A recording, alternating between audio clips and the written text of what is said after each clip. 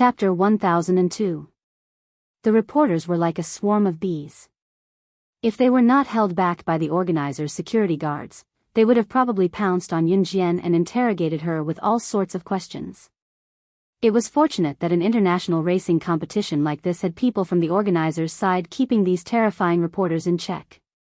After all, these reporters were quite fearsome in order to get first-hand headlines. In the past, any racer who was slightly famous in the international racing competition would be swarmed by these fearsome reporters.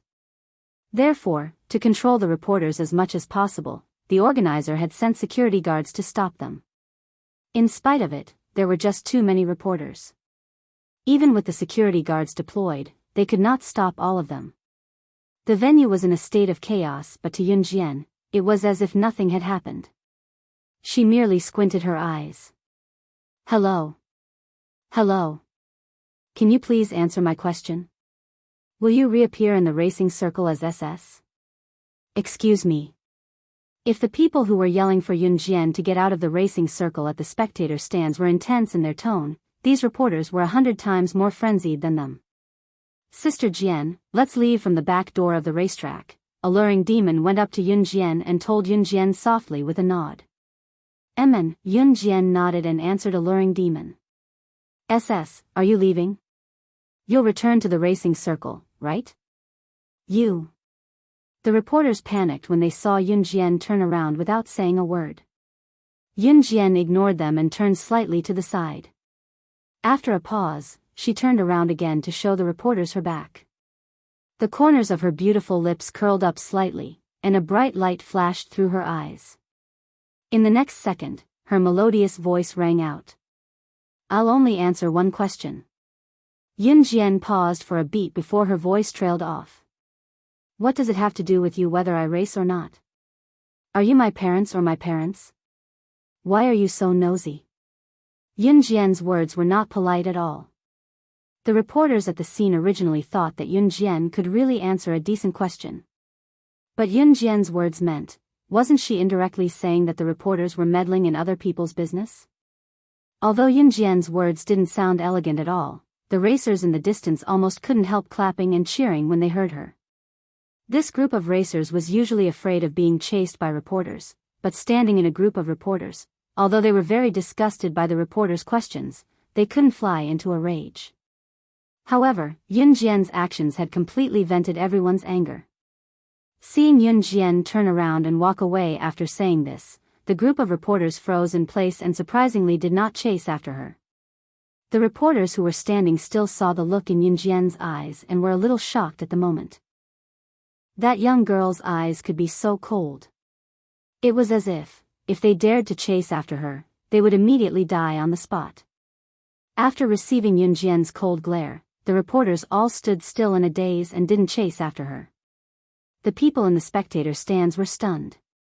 Everyone was dumbfounded. One had to know that when a racer finished a race, this group of reporters would chase after the racer like crazy in order to get first-hand news.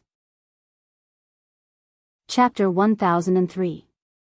While the reporters were dumbfounded and too scared to follow them, Yunjian was already led away by Temptress through the back door of the racetrack. Those damn reporters kept pestering you, Sister Jian. They're usually pestering me, but Sister Jian, your gaze just now must have scared them to death. Just as Temptress led Yunjian out of the racetrack's back door and came to a flat area illuminated only by a single light, she guffawed loudly. This did not match Temptress's seductive image at all. Temptress was seductive, but her seductive image was only shown to outsiders. She was never strict with Yunjian. Yunjian gave a curt nod, but it was obvious from the slight curvature that she was replying to Temptress. Yunjian had always been one to speak her mind. Honestly, it was a headache for her to face the reporters. It was fine if she did not say anything, but once she did, the reporters would back off. Sis. Just as Yunjian and Temptress arrived at the racetrack's entrance, a male voice rang out. They were at the racetrack's entrance and the loud cheers from the spectator stands could be heard from here. It could be seen that another exciting racing performance was about to begin. It was not as intense as Yunjian and Temptress race, but the atmosphere on the spectator stands was already boiling. In comparison, the racetrack's entrance seemed a little lonely. There was only one spot of light that shone down, making it feel a little desolate. In spite of it, Yun Jian did not find it desolate. She tilted her head slightly toward the source of the voice and saw Gu Xian waving toward them. There were a few buddies from Gu Xian with him as well. Dan Tianxing was the leader. It was almost Dan Tianxing's race, but he seemed to be more excited to see Yun Jian than the race. When Yun Jian heard Gu Xian's voice, she stopped in her tracks. When Temptress saw Yun Jian stop, she stopped as well. Phew! Yun Jian! You! Dan Tianxing was still panting when he ran over. He took a deep breath to adjust his emotions. Yun Jian, are you really SS? Dan Tianxing finally asked the question that Gu Xian and the rest wanted to ask. Just as he asked the question, however, Dan Tianxing paused and said, "No, I don't mean anything else. It's because I admire Temptress and SS very much, so." "I am," Yun Jian answered naturally. Yun Jian did not answer whether she was SS or not when she was interviewed. Dan Tianxing and the others chased after her was to ask for an answer. Yes or no. Although Dan Tianxing and the rest were prepared, they were still stunned at this moment. Gu Xian put his arm around Dan Tianxing's shoulder naturally and said in a boastful manner, "Of course, I finally know why Master Corentin calls Sister S. And why Master Corentin wants Sister to be his disciple." "What? Master Corentin? Little Xian, are you talking about the world's most famous top-notch mechanic, Master Corentin? Master Corentin wants to be Yun Jian's disciple?" This. Chapter 1004. Corentin was also well known in the racing circle. What was that supposed to mean? Corentin did not race, but why was he so famous in the racing circle? It was because Corentin's modified racing car was the best in the world. Any racer would have a grand goal or wish, which was to get a sports car modified by Master Corentin. Therefore, Corentin was famous in the racing circle. Moreover, Corentin had a quirk that everyone in the industry knew. It was impossible to get a sports car modified by Master Corentin even if you had the money. It also depended on his mood. If he was in a bad mood or did not like you, he would not modify you even if it cost him his life. This was mentioned before. Of course, the reason Corentin could be so arrogant was because he had his own skills. He had the capital to be so arrogant and brash. Therefore, when they heard that someone like him was begging to be Yun Jian's disciple, Shan Tianxing and the rest were shocked and fearful. Huh? That old man Corentin is still begging to be Sister Jian's disciple? To Shan Tianxing and the rest, Corentin's begging to be Yun Jian's disciple was terrifying, but alluring demon was only impressed by his perseverance. As for Corentin wanting to be Yun Jian's disciple, it was just a normal thing. Sister Jian, that old man still hasn't given up. Are you going to take him in? Alluring demon crossed her arms lazily and looked at Yun Jian with a grin, her eyes twinkling with a peculiar glint. No, Yun Jian retorted. Shan Tianxing and the rest shuddered again when they heard Yun Jian's straightforward rejection. That was the internationally renowned mechanic, Master Corentin. If it were any of Dan Tianxing's men, they would be very satisfied if Master Corentin were to meet them, let alone acknowledge them as his master. What about Yun Jian? Why? Yun Jian, why didn't you take Master Corentin in? If Yun Jian took Master Corentin as her disciple, would it not be a piece of cake for him to modify a sports car? Dan Tianxing asked in confusion. Because. Yun Jian tilted her head and looked at Dan Tianxing. She narrowed her eyes slightly, and there was a beautiful luster in her eyes that no one could underestimate. Because he's not qualified. In the next second, Yun Jian's soft voice rang out. When this voice rang out, Dan Tianxing and the others were completely stunned. What did he mean by Master Corentin wasn't qualified? If even Master Corentin wasn't qualified, then who else in the world was? However, after Yun Jian finished speaking, she smiled faintly, turned sideways, and took a step forward. Little Xian, this, your sister is an SS, the king of the racing circle. That's true, but Master Corentin's strength isn't just for show. For her to speak of Master Corentin like that, isn't it a little? Dan Tianxing said hesitantly. Little brother, you're really flattering that old man Corentin. He's nothing to Sister Jian. Temptress winked at Dan Tianxing and the others before she followed Yun Jian with a chuckle. What Temptress said surprised Dan Tianxing and the others. That was not the end of it. When Gush Xian heard that, he could not help stepping up to tell his buddy, Dan Tianxing. Tianxing, I used to think that Master Corentin was the best mechanic in the world, but ever since I drove the Ferrari sports car my sister modified, the Ferrari sports car my sister modified is twice as fast as Master Corentin's modified sports car. Master Corentin's modified sports car was originally twice as fast as a regular sports car. That was already the limit. However, a mechanic who could double the speed of Master Corentin's modified sports car, there was probably no one else in the world who could do that.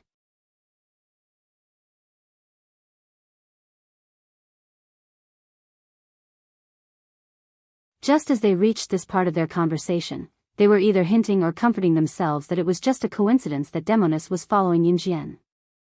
However, they heard Demonis speaking to Yun Jian from afar. Sister Jian, the company's going downhill right now because of Hoggy Company suppression. The rest of the words did not register in the female staff members who stood at the same spot.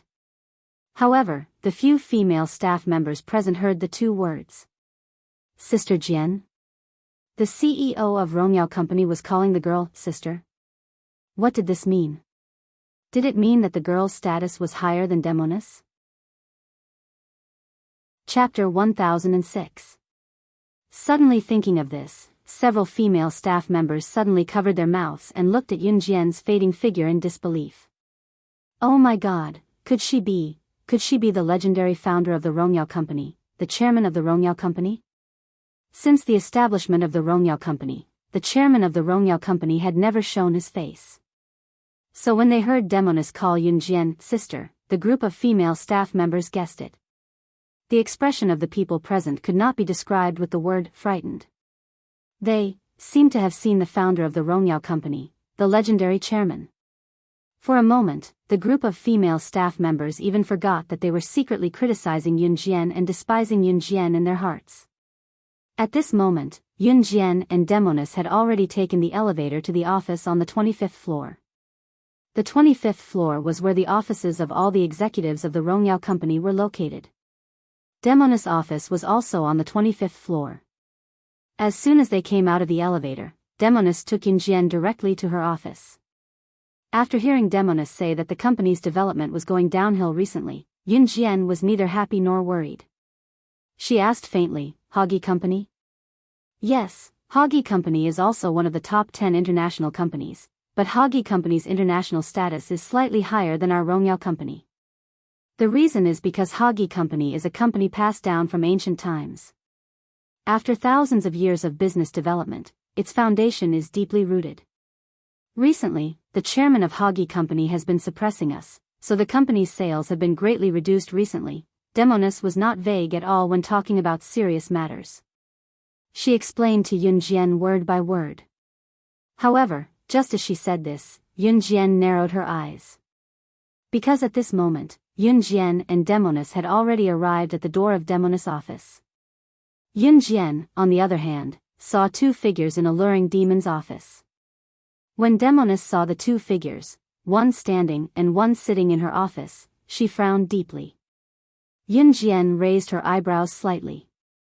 Under normal circumstances, Rongyao Company had guards at the door, so outsiders could not enter. However, it was almost midnight now, and basically everyone in the company had gotten off work, except for some people who were still working overtime. Therefore, there were no guards outside the door, and there were still people in the company. The door was open, so it was not strange that someone could enter. However, the strange thing was that this person actually found Demonis' office. Mayor? Demonis frowned and said in astonishment. Once Yun Jian heard a luring witch's shout, she knew who the two people in the office, one standing and one sitting, were. The man standing was Mayor, the chairman of Hoggy Company. The woman sitting on the sofa with her legs crossed was Mel's sister, Maggie. Hoggy Company was the company that had been suppressing Rongyao Company recently. At least now that Rongyao Company was in Demoness' hands, she could not compete with Hoggy Company. Huh, my little Demoness, I finally caught you. Mare glanced at Yunjian, then turned to look at Demoness and said generously. What are you doing here? Aren't you afraid that I will kill you? Demoness glared at Mare fiercely. In fact, based on the current situation, Demoness, as the chairman of Rongyao Company, was being suppressed by Hoggy Company. Mare was Demoness' strongest opponent. Pfft. However, Mare was amused and laughed. His handsome face added a trace of the CEO's dignified demeanor. Of course we are here to laugh at you. Mayanai raised her head arrogantly and looked at Demoness. Mayanai glanced at Demoness, then glanced at Yunjian. Seeing that Yunjian was wearing clothes from a street stall, she laughed for a while, then mocked her. Chapter 1007. Yunjian did not plan to speak, but she merely raised a brow when the topic shifted to her. Hoggy Company was one of the top 10 international corporations, and its international status was incomparable to ordinary companies. In fact, Hoggy Company and Rongyao Company existed side by side. The only difference was that Rongyao Company had only risen in recent years. Hoggy Company, on the other hand, was an industry that had been passed down for generations. In comparison, Hoggy Company's international status was perhaps a few levels higher than Rongyao Company's. Hoggy Company was considered a strong competitor to Rongyao Company. As for Mare and Mayanai, they were siblings, and Mare was the CEO of Hoggy Company, holding 20% of the company's shares. He could be considered one of the biggest shareholders of the company. Yunjian had planned to see why Mare and Mayanai were here, but she did not expect Mayanai to target her. She narrowed her eyes and stared straight ahead. Mayanai had thought of teasing Yunjian when she saw her standing quietly on the side, especially since Hoggy Company and Rongyao Company's CEO, Temptress, were arch-enemies. Looking at Yunjian's attire, Mayanai had thought of mocking her, which was why she had mocked Yunjian so viciously. Just as she finished mocking Yunjian, Mayanai's gaze was fixed on Temptress. To Mayanai, Yunjian was probably just an insignificant employee in the company, perhaps a poor beggar who came out of nowhere. Mayanai's purpose of belittling Yunjian was to suppress Temptress in terms of aura. It was not that she had seen Yunjian. In Mayanai's eyes, Yunjian was just a stepping stone for her to suppress Temptress. Before Yunjian could get angry, Temptress was already fuming when she heard what Mayanai said. How dare she call Sister Jian a poor beggar? If Sister Jian was poor, would there be any rich people in the world? You're not welcome here. Get lost. Scram as far as you can. Although the Demoness usually looked seductive, she was very strong when she was fierce. At this moment, the Demoness was walking toward Mare and Mayanai in a pair of pointy stilettos. She picked up a mop and was about to chase them away. She looked like a shrew. "Oh, my little Demoness, don't be like this. Nier is still young and doesn't know any better. If she said something she shouldn't have, don't lower yourself to her level." Mare turned to the side and grabbed the mop that Siren swung at him. "Brother. How dare she enter Rongyao Company with that outfit?" "Humph, even if Rongyao Company is not as good as our Haji, Rongyao Company is still one of the top 10 multinational companies in the world. Even such a person can come in. The threshold of your Rongyao Company is too low." Pfft. Mayanai placed her hand softly on her cheek. Even her brother, Mare, was ashamed to hear her scornful look. Temptress was even more furious when she heard that. She yanked the mop back from Mare's hand and was about to fling it at Mayanai. It was then that Yunjian's voice rang. "What does it have to do with you whether the threshold of our Rongyao Company is high or not? I think a beggar on the street is better than a certain woman who sprays Dior cologne all over." "A woman who sprays Dior cologne all over?" Mayanai froze. Was she not referring to herself? Chapter 1008. Mare and Mayanai didn't even notice the words Rongyao Company. Yunjian wasn't complaining about the Dior perfume. She was cursing my NI in a roundabout way, saying that she was worse than a beggar on the street. In fact, most women knew how to spray perfume. For example, seductive woman also sprayed perfume. There were many types of perfume. Some people liked simple and elegant scents. Seductive woman, for example, sprayed a simple and elegant perfume even though she was seductive. As for my NI, she sprayed a very strong perfume. Of course, everyone had their own preferences. Yun Jian wasn't complaining about my niece's Dior perfume. It was just that my NI had coincidentally sprayed Dior perfume. At the same time, everyone present could tell that Yun Jian was implying that my NI was worse than a beggar on the street. This was purely a scolding without any vulgarities. Moreover, Yun Jian emphasized the woman who sprayed Dior perfume. There were only 4 people present. Yun Jian and Mare didn't spray perfume. Seductive woman sprayed a faint perfume. Yun Jian could tell that it wasn't a Dior perfume with one sniff. Then there was only one person present who fit the description. That person was my NI. Therefore, my niece's face instantly darkened after Yun Jian said that. My NI had been spoiled since she was young. She had always treated Yun Jian as a beggar. Now that she heard Yun Jian say that she was worse than a beggar, she exploded on the spot. What did you say? You actually said that I'm worse than a beggar. Ah. I'm going to kill you, I'm going to kill you. My NI flew into a rage on the spot. She picked up a teacup from the coffee table and threw it at Yun Jian. My NI was a typical rich young lady. She was the young lady of one of the top 10 international corporations, Hagi Company. Therefore, she had a very delicate personality. Usually, no one would even say anything bad about her. There were only a bunch of people who flattered her. Therefore, when my NI heard Yun Jian belittle her to be worse than a beggar, she felt as if she had been greatly insulted. Especially when my NI thought that Yun Jian was a lowly person, the feeling of being despised by a lowly person made my NI explode instantly. Go to hell. My NI grabbed a teacup and threw it at Yun Jian. Not even Mare was able to react to this sudden turn of events. However, when Mare turned to the side to stop his sister, my niece's teacup had already been thrown viciously at Yun Jian. Inside the teacup, there was also a bowl of cool tea water. Mare's expression suddenly changed, but it was too late for him to stop her. The teacup that was filled with cooling tea leaves had already spun in the air and was about to splash on Yun Jian when the cold tea leaves splashed onto her. Alluring Demon's gaze dimmed, but she did not do anything else because she knew Sister Jian's ability. In spite of it, Mare's heart clenched when he saw the scene. He could feel that Alluring Demon cared a lot about Yun Jian and he did not come here to go against Alluring Demon.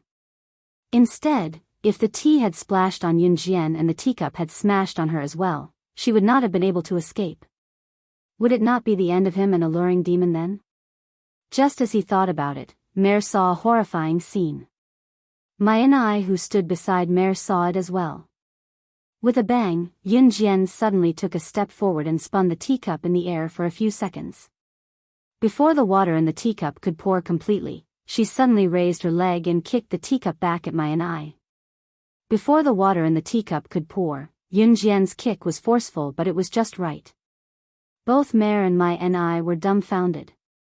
However, just as the two of them were stunned, my NI suddenly felt a wave of ice-cold tea soak her body, and a large teacup was smashed towards her forehead. Chapter 1009. Initially, the teacup was headed straight for Yun Jian, but Yun Jian's high kick just now had landed on the teacup. She kicked it back at my NI without spilling the tea. Not only was my NI soaked and sticky from the cold tea in the teacup when she was hit by the teacup, but more importantly, her forehead swelled up from the impact. For a rich young lady like my NI, she had never experienced such excruciating pain since she was young. Tears were about to flow from the impact, and at the same time, a deep hatred for Yun Jian welled up within her. The urge to kill Yun Jian on the spot took root in my NI. Go to hell. My NI held her forehead that was hit by the teacup and screamed at Yun Jian. Halfway through her sentence, my Ni endured the pain and told Mare in a tone that sounded like she wanted to tear Yunjian into pieces. Gidge, how dare this damn woman hit me? Kill her. I want her dead. Ah. In spite of it, Yunjian, who had retracted her leg, crossed her arms and looked at my Ni in disdain before snickering softly. Since when can a rabid dog like this enter my Rongyao company? Chase her out. Her words were directed at Alluring Witch, but her gaze was blatantly on my Ni. At this moment, my Ni was like an unreasonable little beggar. She looked pathetic and comical. Sister Jian, I'll chase these two rabid dogs out right away. Alluring Witch grinned and walked to Mare with ease. Seeing Mare supporting my Ni in such a sorry state, the demonic woman sneered and provoked Mare, don't worry. What are you waiting for? Take your sister and get out of my territory. Mare's heart skipped a beat when he saw Witch's impatient face, but he tried to explain his sister's behavior just now. Witch, don't be mad. My sister was just, Gidge. Who are you helping? It hurts so much. I'm going to die from the pain. My Ni screamed and wailed. Yunjian frowned when she saw my Ni still screaming. She could not stand it anymore, so she went up and dragged my Ni out of the office by her collar. I'll help you if you don't leave. Yunjian did not care that my Ni was still struggling as she dragged her all the way from the 25th floor to the first floor. Yunjian's action frightened Mare and my Ni, but Mare was held back by Witch, so he could only watch his sister being dragged to the first floor by Yunjian. Mare was afraid of hurting Witch, who was blocking his way, so he dared not do anything. There were plenty of employees working overtime on the first floor, especially the female employees who had gossiped about Yunjian just now. When they saw Yunjian dragging something out of the elevator while holding someone's collar, they were spooked. Although the female employees suspected that Yunjian was the director of Rongyao Company, they did not have sufficient evidence. Moreover, how old was Yunjian? Therefore, this suspicion was quickly ruled out by the crowd. When they saw Yunjian dragging my Ni out of the elevator and tossing her out of the door, the employees were dumbfounded. How could this young lady be so fierce? And who was the person she was dragging? It was my Ni. The daughter of Hagi Company's director. How dare she?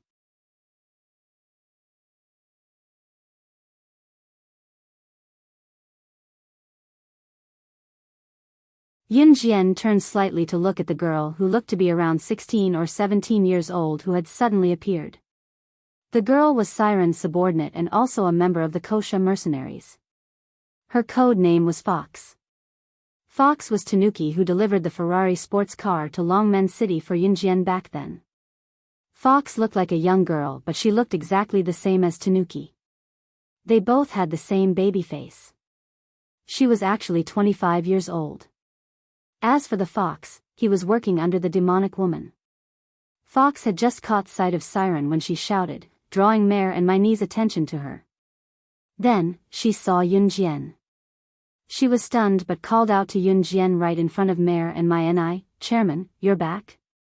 The word chairman took Mare and my Ni by surprise. Fox was Siren's subordinate and also someone who had come into contact with the mysterious chairman of Rongyao Company. Chapter 10-11. You're the director of the legendary Rongyao Company? My Ni widened her eyes at Yunjian in disbelief when she heard Fox's words, her pupils constricting. My Ni looked like a downtrodden beggar as she stared at Yunjian in disbelief and asked. My Ni did not even care about the excruciating pain from being hit by the teacup as she asked Yunjian with a terrified gaze. Fox, who was standing on the stairs not far away, glanced down at my Ni in disdain before snorting and speaking to my Ni on behalf of Yunjian. Sister Jian is the director of Rongyao Company, of course. Fox was different from Alluring Demon. Fox was an assassin from Kosha mercenaries and had only started working under Alluring Demon later on. Alluring Demon was the daughter of a bankrupt wealthy businessman whom Yunjian had rescued back then. Alluring Demon was not an assassin or a secret agent, but she had mastered some basic self-defense skills. Yunjian had saved Alluring Demon because she had taken a liking to Alluring Demon's business talent. Alluring Demon knew that Yunjian was slaying God.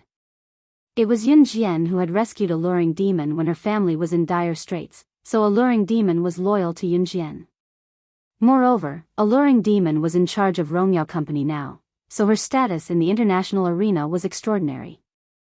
Alluring Demon's skills could take down a bunch of ordinary people, but she was nothing compared to high-level assassins and secret agents. After all, Alluring Demon was only good at business. She was once the daughter of a wealthy businessman and had been pampered since she was young. As for self-defense skills, she had learned them later on. This was also the reason why Yunjian had sent Fox to assist Alluring Demon. Fox was from Kosha mercenaries, so his ability could take on at least 3 high-level secret agents.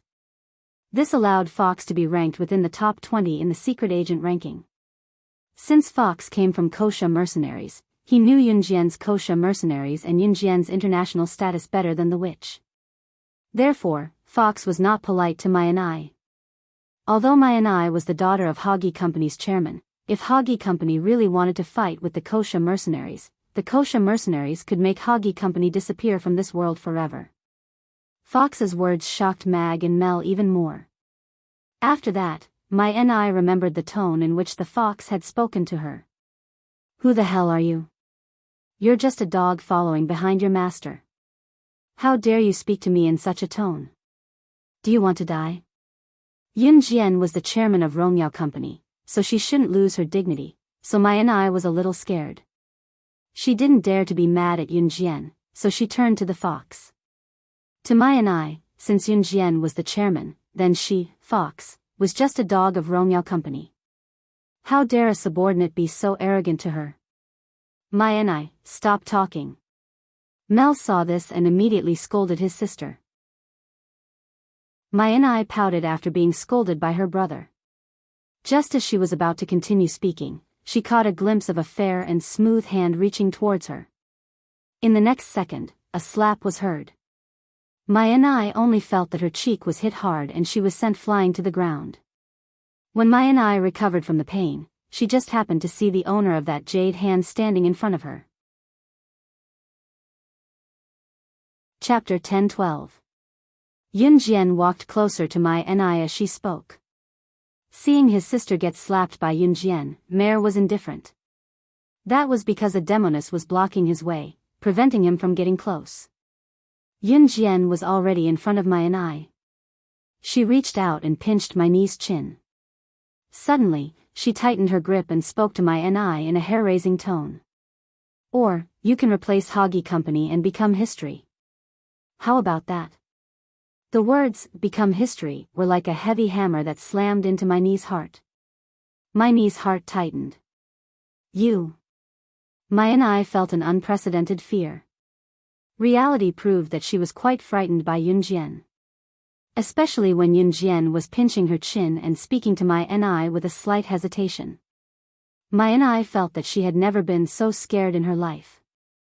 However, just when Mayanai felt that her chin was about to be crushed by Yunjian, Yunjian suddenly let go. "Take your sister and get out of here." Yunjian kicked Mayanai. Then, she turned her head. The young girl's beautiful face looked neither happy nor angry, but it made Mare's heart tremble. Mare had never seen a young girl like this. Yunjian was the chairman of Rongyao Company. His Hagi Company's social status was higher than Yunjian's Rongyao Company. If Yunjian was an ordinary businesswoman, she would have probably rushed over to Hagi Company and asked for peace. But Yunjian? What did she say? She said that she would make sure that Hagi Company would never see the light of tomorrow? Was this something that an underage girl would say? Alright, Mare admitted that Yunjian was not an ordinary person. If Yunjian was an ordinary person, then were there any geniuses in this world? Just as Mare thought of this, he was already holding his sister's hand. Mayanai had been spoiled since she was a child. Yunjian's slap just now had completely stunned Mayanai. Mare had just helped his sister Mayanai to her feet, and was planning to leave this place first before coming back to find the demoness. Yunjian's leisurely voice came from the back of his head again. "Tell Matt that if he doesn't want to disappear in the long river of history, he'd better behave himself. If he dares to lay his hands on my Rongyao Company again, he'd better wash his neck and wait for death. Matt was Mayor and Miney's father, and Matt was also the chairman of the Hagi Company. Mayor had indeed used his status as the president to suppress Rongyao Company because of the siren, but it was just a superficial suppression. Yun Jian might be in Longmen City, but in reality, the slightest movement among the international bigwigs could not escape her eyes. Yun Jian was also well aware that the person who was stirring up trouble in Rongyao Company was not Mayor, but his father, Matt. Matt's motive was obvious as well. He wanted to take over Rongyao Company for himself. Mayor paused but left in a hurry with his sister Mai and I. Today was definitely the most pathetic day of Mayor and Miney's lives. Watching Mayor and Mai and I leave in a hurry, the few employees who were still working overtime in Rongyao Company were dumbfounded. Especially Yun Jian's arrogant words just now. Rongyao Company might be inferior to Hagi Company in terms of capital, but Yun Jian had asked Mayor to pass the message to Hagi Company's chairman, Matt, with such arrogant words. If he dared to do anything else, he'd better wash his neck and wait for death. Chapter 10:13. It was not Miney's first time wreaking havoc in Rongyao Company. The last few times Mayor and Mai and I came, Mayor simply wanted to see a luring demon. Mai and I, on the other hand, was here to pick a fight. Therefore, when no one picked a fight with her, Mai and I came to the employees and humiliated them. Even so, the employees dared not make a sound. She was the daughter of Hagi Company's chairman after all. Who would dare to go against her? Unless they were not afraid of losing their jobs. Therefore, the few staff members present were usually very unwilling to see Mai and I. At the same time, they were extremely disgusted with her. They just did not say it out loud. In spite of it, they nearly ran over to clap and cheer when they saw how Yun Jian thrashed Mai and I just now. In spite of it, Yun Jian's domineering image was deeply imprinted in their minds. If anyone mentioned Rongyao Company's chairman next time, they would introduce him to them proudly, telling them how cool and amazing their chairman was. While the employees were still admiring Yun Jian was already walking on the main road of Maryland with a luring demon and fox. We finally got rid of that annoying Mayor and gave that little B***tch Mai and I a good thrashing. Sister Jian, to thank you for your great feat just now, I'll treat both of you to supper. A luring demon patted Fox's shoulder and guffawed at Yun Jian. Let's go. Yun Jian narrowed her eyes. Then, the three of them went to the busiest nightclub in Maryland in Country M. Alluring Demon ordered generously. When the dishes were served, Alluring Demon and Fox reported Rongyao Company's recent situation to Yun Jian. Yun Jian's eyes narrowed as she listened. It was 1:00 in the morning when they were done with supper. Gu Xian, Dan Tiansheng, and the others had finished watching the race and rushed over after receiving Yun Jian's call. During the 3-day Labor Day holiday, Gu Xian brought Yun Jian to Country M to watch the race. After spending a night in a hotel in Maryland, Yun Jian bought a plane ticket back to China the next day. Before she left, she also sent an invitation to Siren and Vixen, inviting them to attend the wedding of her mother, Qin Yiru, and Gu Junjian on May 21st. At the same time, Yun Jian also sent out a lot of invitations, using the name of Kosha mercenaries to invite many international bigshots to Qin Yiru's wedding. Of course, for now, everything was being done in secret. Yun Jian returned to Longmen City alone. Gu Xian had already returned to school, so he sent Yun Jian to the airport and watched Yun Jian board the plane before leaving. Yun Jian got off the plane at a place called Yang City near Longmen City. It was already noon when she got off the plane and took a car back to Longmen City. Just as she reached home, Yun Jian saw a tall silhouette standing at the door. It had been a few days since she last saw Ce. When Yun Jian saw Ce, she ran over with a smile. Like a teenage girl, her heart skipped a beat as she threw herself into Ce's arms. Qin Yiru was not at home. She must have gone to chat with Mrs. Yang. Just as Ce pulled the girl into his arms and was about to speak with his magnetic voice, he was interrupted by one of the 3 heads that popped down the stairs. Wow, Ce Gidge is snatching a girl in broad daylight. Shame on you. Chapter 10:14. Xiao Yunzhu shook his head as he spoke, as if he was reciting an ancient poem. Xiao Yunzhu had already started his first grade, so he had a budding understanding of some things. Of course, Xiao Yunzhu did not know where to use the phrase, snatching a girl. It was only because he had learned these words in the past few days that Xiao Yunzhu was able to use them. Children were often the most innocent when they were not in school, but once they stayed in school for a long time, they would naturally understand some things. However, not long after Xiao Yunzhu spoke, the mischievous Duanli interrupted, No, that's not the right word. Duanli even cleared her throat as she spoke. She had completely turned into a little teacher, and then said very seriously, It should be like this. Ahem. In broad daylight, under the clear sky, Big Brother Ce hugged Big Sister Yunjian, who had just returned home, and did something shameful. Xiao Yunzhu's words might not have caused such a big misunderstanding, but Duan Li's words made people's imaginations run wild. Originally, when Yunjian had jumped into his arms, Ce had, of course, hugged her symbolically. How could he not hug the woman he loved when she jumped into his arms? But sure, Duan Li's words. Did she mean that he was hugging Yunjian and doing something shameful? Xiao Yunzhu and Duanli were completely misled by the new words that the school teacher had taught them. Yunjian and Ce stood at the door, but they could clearly hear the conversation between two of the three little heads that poked their heads downstairs. Yunjian's cheeks immediately turned red. Ce's face also darkened. Being caught by Xiao Yunzhu and the other two, Yunjian had a feeling that she would be teaching the children wrong things. Thus, just as she was about to squirm out of Ce's arms, she was pressed back down by Ce. You three, come down.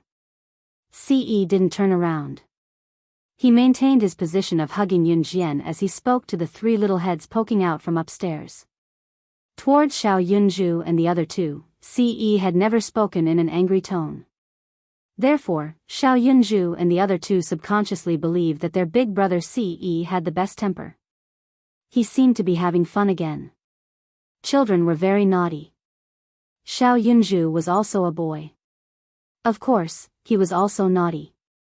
Duanli also had a lively personality, so when she heard Ce's slightly gloomy voice, Xiao Yunzhu and the other two started to hide, as if they were about to be caught by Ce.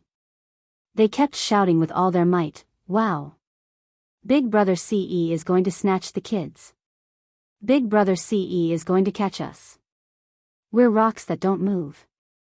Big Brother Ce can't see us. Xiao Yunzhu was having so much fun that he was sweating profusely. However, Yunjian, who was standing downstairs, felt a little awkward. However, nestling in Ce's arms made her feel at ease. It was as if she had really returned home and didn't have to worry about anything else. Yunjian's lips curled into a smile as she hugged Ce with her arms wrapped around him, pressing her body tightly against him. Your mom went out. Adam and the others also went out. There's only the two of us at home and the three upstairs. When he mentioned the three upstairs, Ce recalled the scene just now and his face darkened. Okay. Yunjian nodded. Then, she wanted to withdraw from Ce's arms. She said, It's already noon. You guys haven't eaten yet, right? Let's take Xiao Yunzhu and the other two out for lunch. Yunjian wanted to squirm out of Ce's arms, but Ce pressed her back into his arms. Adam's injuries have already recovered, Ce said again. Yunjian felt a little strange. Why was he so talkative today? In spite of it, Yunjian did not see the smirk on Ce's lips. The girl's front was pressed against him. A certain twin peaks were pressed tightly against his chest. He could even feel the girl's fullness through his thin clothes. Chapter 10:15. Yunjian's face was pressed against Ce's chest and her head was just touching Ce's chin. If she didn't look up, she wouldn't be able to see Ce's slightly curved lips. Although she was a little suspicious, she just pursed her lips and listened to Ce's nonsense in the end. Yunjian was still puzzled.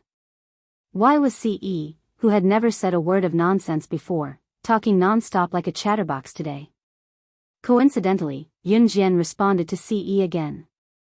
Then, she glanced at a clock not far away. She saw that the hour and minute hands were pointing at noon. She interrupted CE, who was still talking nonsense. Let's take Xiao Zhu and the rest for lunch. I'm a little hungry too. As she spoke, Yunjian gently stroked her flat tummy. CE felt his heart overflow when he heard the girl's soft voice. He didn't even know when he agreed to Yunjian's request. Okay. As soon as he finished speaking, he let go of Yunjian's alluring body. Then, he held Yunjian's hand and walked upstairs. Xiao Yunju and the other two really thought that CE was going to play hide-and-seek with them. Their laughter spread to every corner of the villa. However, when it came to CE, he caught Xiao Yunju and the other two almost instantly and brought them downstairs as if they were chickens. Seeing that Xiao Yunju, Duanli, and Duanya were sweating profusely from playing, Yunjian even used a towel to wipe their sweat. Then, Yunjian held Duanli and Duanya's hands. CE extended his slender hand and let Xiao Yunju drag him away. Only then did the five of them leisurely walk towards the restaurant. Xiao Yunju, Duanli, and Duanya each ordered their favorite dishes. Then, Yunjian ordered 4 more dishes. 7 dishes, 4 meat and 3 vegetables. Xiao Yunju, Duanli, and Duanya ate until their faces were covered in gravy. Eat slowly, Yunjian said softly as she scraped the rice stuck to Xiao Yunju's mouth. Xiao Yunju and the other two weren't wolfing down the food because they were hungry. They were competing to see who could eat faster and who could grab more food.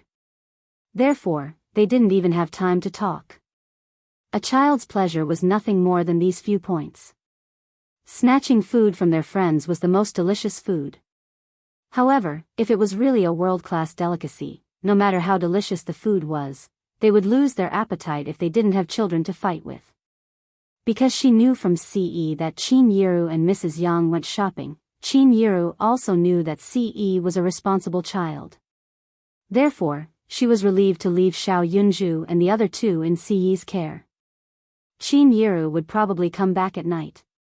With this in mind, Yunjian thought of taking Xiao Yunju and the other two out to play in the afternoon. Xiao Zhu, is there anywhere you want to go? Big sister and big brother CE will take the 3 of you out to play in the afternoon, Yunjian said with a smile as she rubbed Xiao Yunju and the other two's heads. At this moment, Yunjian's smile was the most sincere. At this moment, the smile on her face was from the bottom of her heart. The amusement park. We're going to the amusement park that we went to last time. Xiao Yunju immediately said to Yunjian. At the same time, he had a look of anticipation on his face. Chapter 10:16. Receiving Xiao Yunju and the rest's expectant gazes, Yunjian pressed her lips together before she smiled and nodded. Okay. Yunjian patted Xiao Yunju's head lightly and urged, hurry up and eat if you want to go to the amusement park. You won't get to play if you're late. Amusement parks usually closed at 8 or 9 in the evening. Longmen City's amusement park was especially new, so it had been operating later these few days. It would only start to chase customers away at about 10 in the evening. Yay! Yay! Yay! Xiao Yunju yelled, yay, thrice in excitement and swiftly dug into the rice in his bowl, stuffing it all into his stomach. Soon, Yunjian and CE took Duanli, Duanya, and Xiao Yunju's hands respectively and took the bus to Longmen City's new amusement park. In 1999, there were not as many amusement parks as there were now. Longmen City's amusement park was one of the earlier ones, so people from neighboring cities would come here for sightseeing. Hence, there were more tourists here. Yunjian and CE had already brought Xiao Yunju and the rest here before, so they went in quickly after buying tickets. It was May Day, a long holiday for the students. Parents usually brought their children out for sightseeing. Moreover, children preferred places like amusement parks where children could play, so today, the amusement park was full of tourists. Jijia, we're going to play bumper cars. Xiao Yunju and the rest hugged each other excitedly as soon as they entered the amusement park. They even led the way to the bumper cars venue. The newly opened amusement park in Longmen City was more upscale, so they could play all the games inside as long as they bought a ticket at the entrance. However, they had to line up to enter the park in order to play the games. Xiao Yunju and the rest stood in line at the venue, holding Yunjian and Si's hands respectively. There were a lot of people lining up here, just like a long dragon. Some people were even getting impatient from waiting. Duanli stood on the spot, her little hand held by Yunjian as she looked around. At this time, a group of young boys and girls about the same age as Yunjian jumped over the railing. Because there were a lot of people in the queue, sometimes there would be people who cut the queue when the staff wasn't paying attention. Not only did she cut the queue, but when the young boys and girls jumped over the railing, one of the girls stepped on Duanli's little foot fiercely. Duanli was still young and her feet were still tender. She was stepped on by one of the girls who jumped over the railing and cut in line. She immediately screamed, "Ah! It hurts." Yunjian looked over and saw the girl who had climbed over the fence stepping on Duanli's foot. The girl even rolled her eyes at Duanli and muttered softly, "F***ck, annoying brat, get away from me." She then tried to catch up with the boys and girls who jumped over the railing and cut in line. Duanli's frail body contorted from the girl's stomp. She curled up on the ground, tears falling from her eyes from the pain. "Chestnut, what's wrong with you?"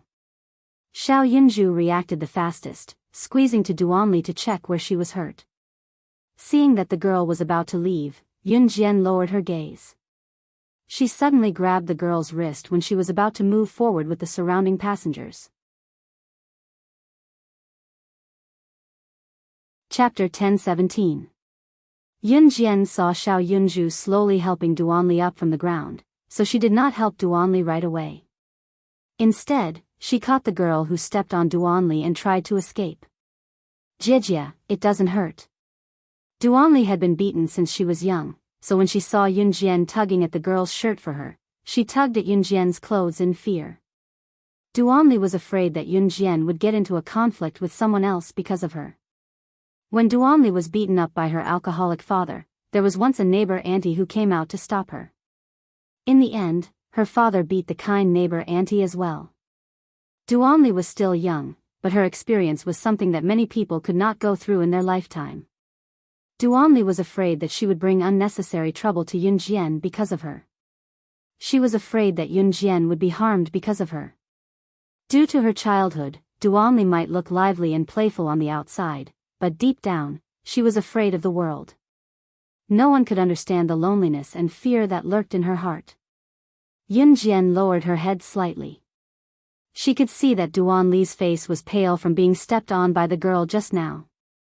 A child's feet were soft and tender, unable to withstand even the slightest injury.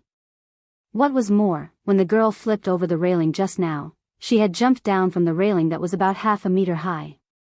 Stepping on Duanli's foot from a height was like standing up and stomping on Duanli's foot. Not to mention that Duanli was just a child, even an adult would turn pale after being stomped on like that. When Duanli tugged at her clothes and said, "It doesn't hurt," Yunjian felt something tugging at her heart. "F***ck, are you crazy? I didn't do anything to you. What right do you have to make me apologize for no reason?" The girl with curly hair looked like a gangster. It was nothing to be a gangster. Yunjian was definitely the gangster among the students in Longmen City. She was now the boss of Zhe Province's top mafia group. As a person, being in the underworld wasn't scary, but the scariest thing was that he didn't admit what he had done. Refusing to admit what he had done was probably something that many people had done before, so it wasn't unusual. But what was disgusting was that not only did this girl not admit it, her aggressive tone made her sound more reasonable.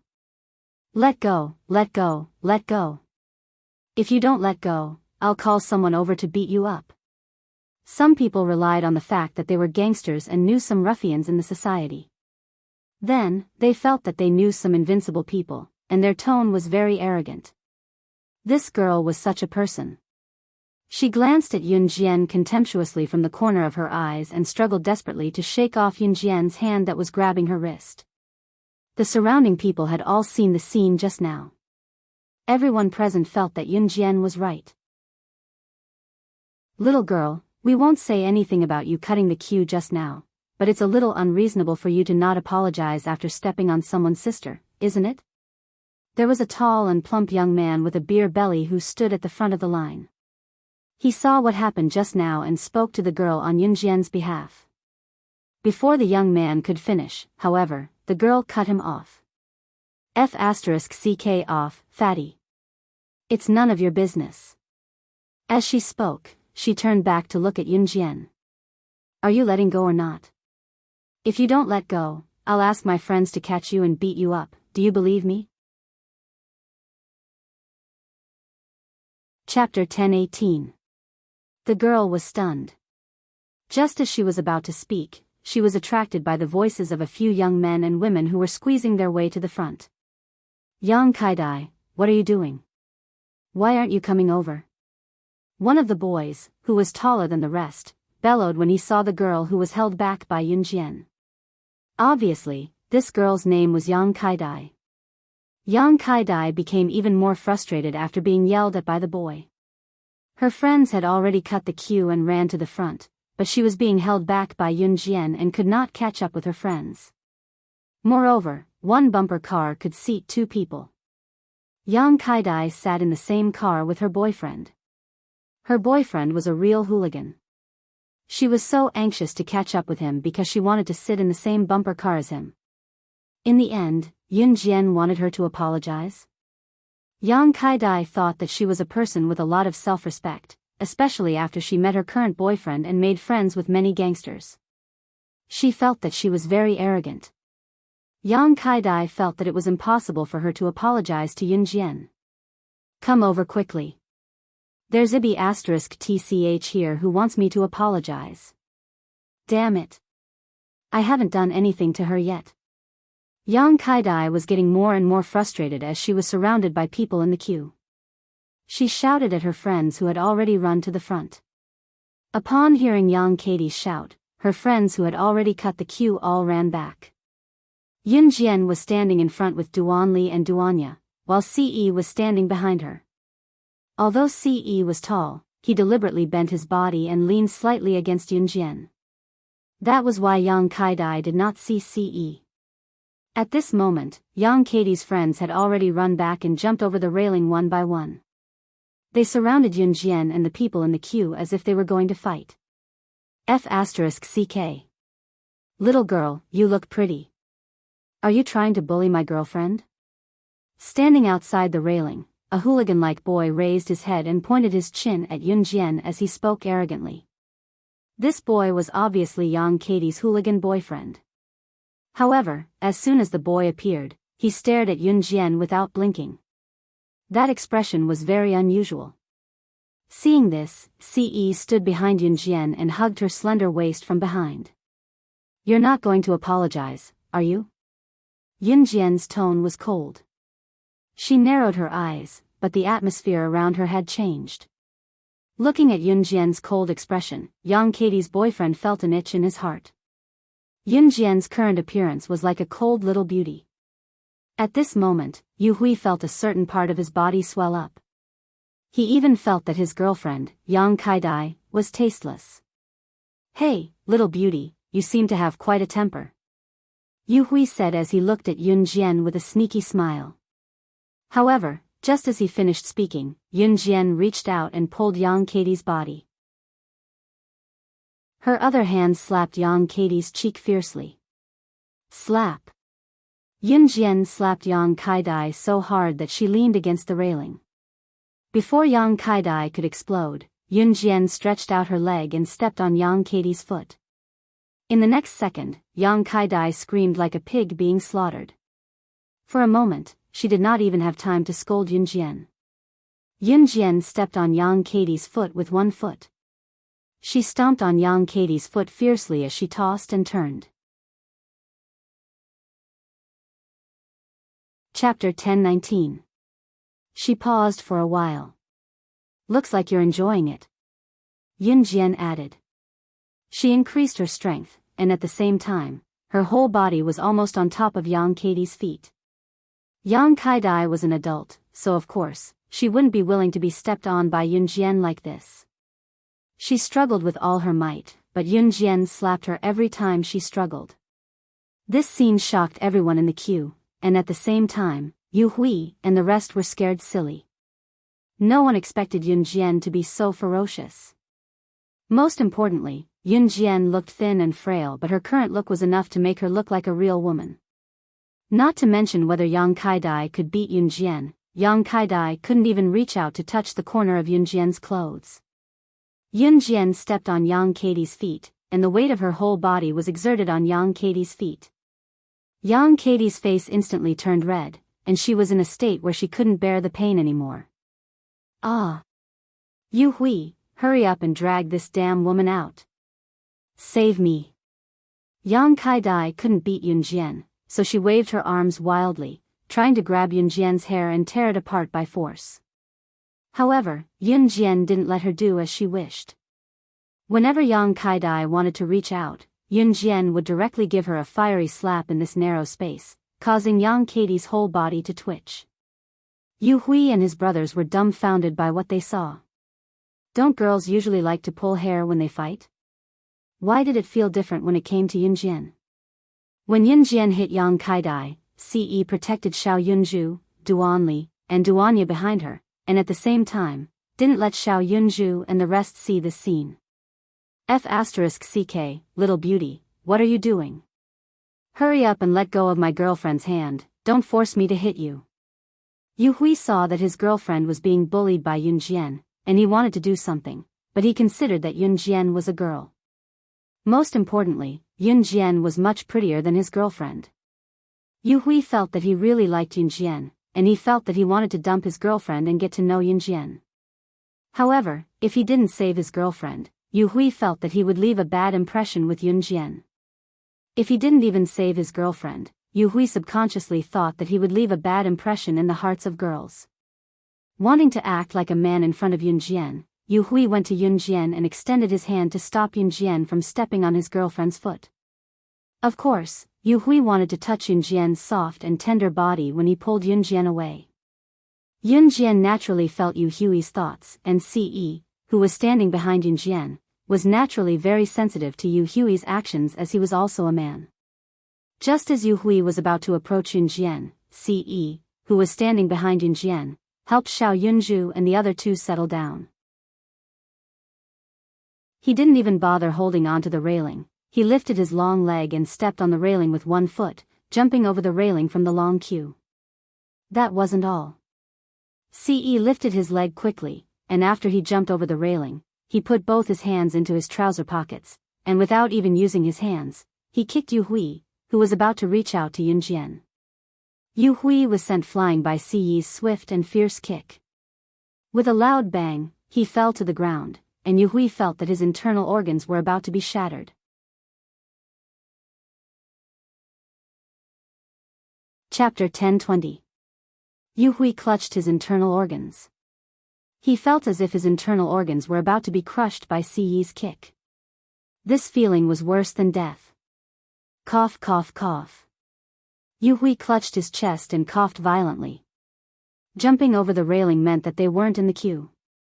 Amusement parks would usually set up a long queue railing. Outside the railing, there was a flat area where there was no need to queue. Yu Hui and his group had jumped over the railing to run back to help Yang Kai-dai just now. Ce had also jumped over the railing and kicked away Yu Hui, who wanted to touch Yun Jian. Yun Jian's eyes dimmed slightly before her lips curled up. At this moment, she felt warmth in her heart. Because he was behind her. Slap. Thinking of Duan Li's feet that hadn't recovered yet, Yun Jian gave Yang Kai-dai another slap. Duan Li was only a child to begin with. She was still young and was still growing.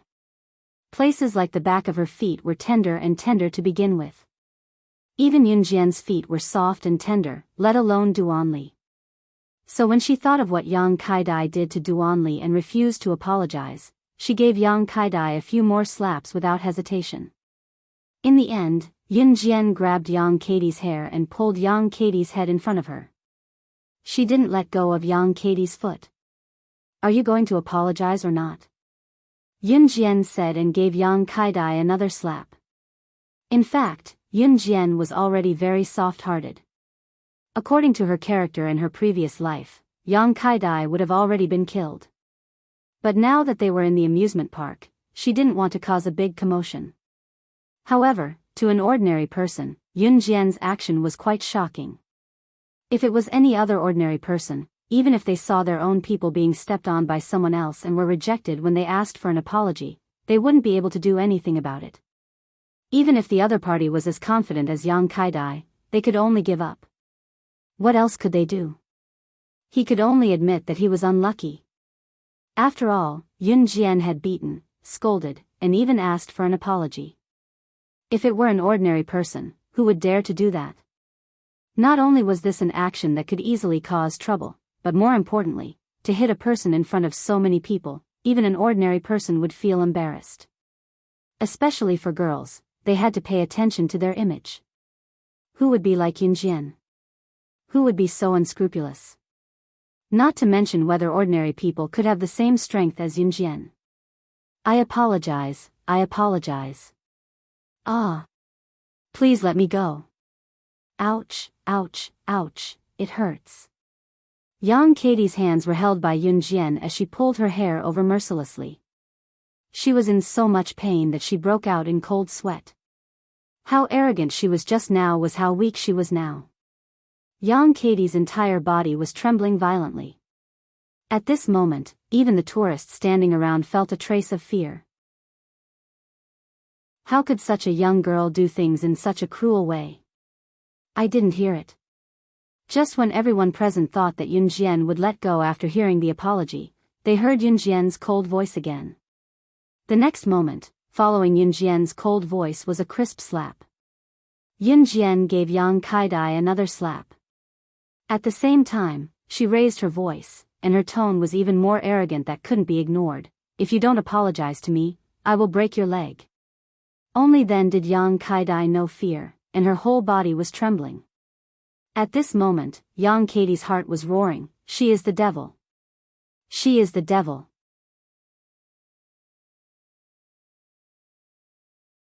Chapter 10:21. She had clearly apologized. She had already apologized. But what did Yun Jian say? She said she didn't hear it? Could it be that because she said it too lightly, Yun Jian didn't mean it? Yang Kaidai couldn't help but curse in her heart. How could there be such an unreasonable person in this world? Wasn't Yun Jian lying to her? But Yang Kaidai forgot. While she was thinking about it, she seemed to have forgotten something. How did she treat Yun Jian just now? How unreasonable was she when she didn't admit what she did to Duanli? I'm sorry. I'm sorry. I was wrong. Please let me go. Let me go. Yang Kaidai begged desperately. For a girl like Yang Kaidai, she was arrogant because she had a boyfriend. Yu Hui was a gangster and knew quite a lot of gangsters. He often fought with others and even liked to call a group of friends who called themselves brothers. Whenever one of their buddies got into a little bit of trouble with someone else, this group of buddies would all come. Even if it was just a little bit of trouble, they would make it sound like a big deal. Then, a large group of people would band together to fight. Yu Hui often did this kind of thing. Of course, this wasn't considered a gang fight. If one really had to talk about it, wasn't a guy like Yu Hui just trying to find some sense of presence in front of girls? Gang fights, after gang fights, what was it for? To run in front of girls to show off. But what about girls? Some girls had never been exposed to such things. Then, when they heard a guy like Yu Hui exaggerating and saying that he was as powerful as Superman, they really thought that guys were omnipotent. However, girls like Yang Kaidai naturally fell in love with Yu Hui. She was even tricked by Yu Hui into thinking that Yu Hui and this group of people were omnipotent. But in the end, if she really met someone like Yun Jian, without the help of her boyfriend, Yu Hui, Yang Kaidai would probably beg Yun Jian to let her go. This time, Yang Kaidai really screamed and begged Yun Jian to let her go. She was afraid that Yun Jian would say, "I didn't hear you," again. When Yang Kaidai realized that her boyfriend wasn't as powerful as he said, Yang Kaidai could only beg Yun Jian to let her go.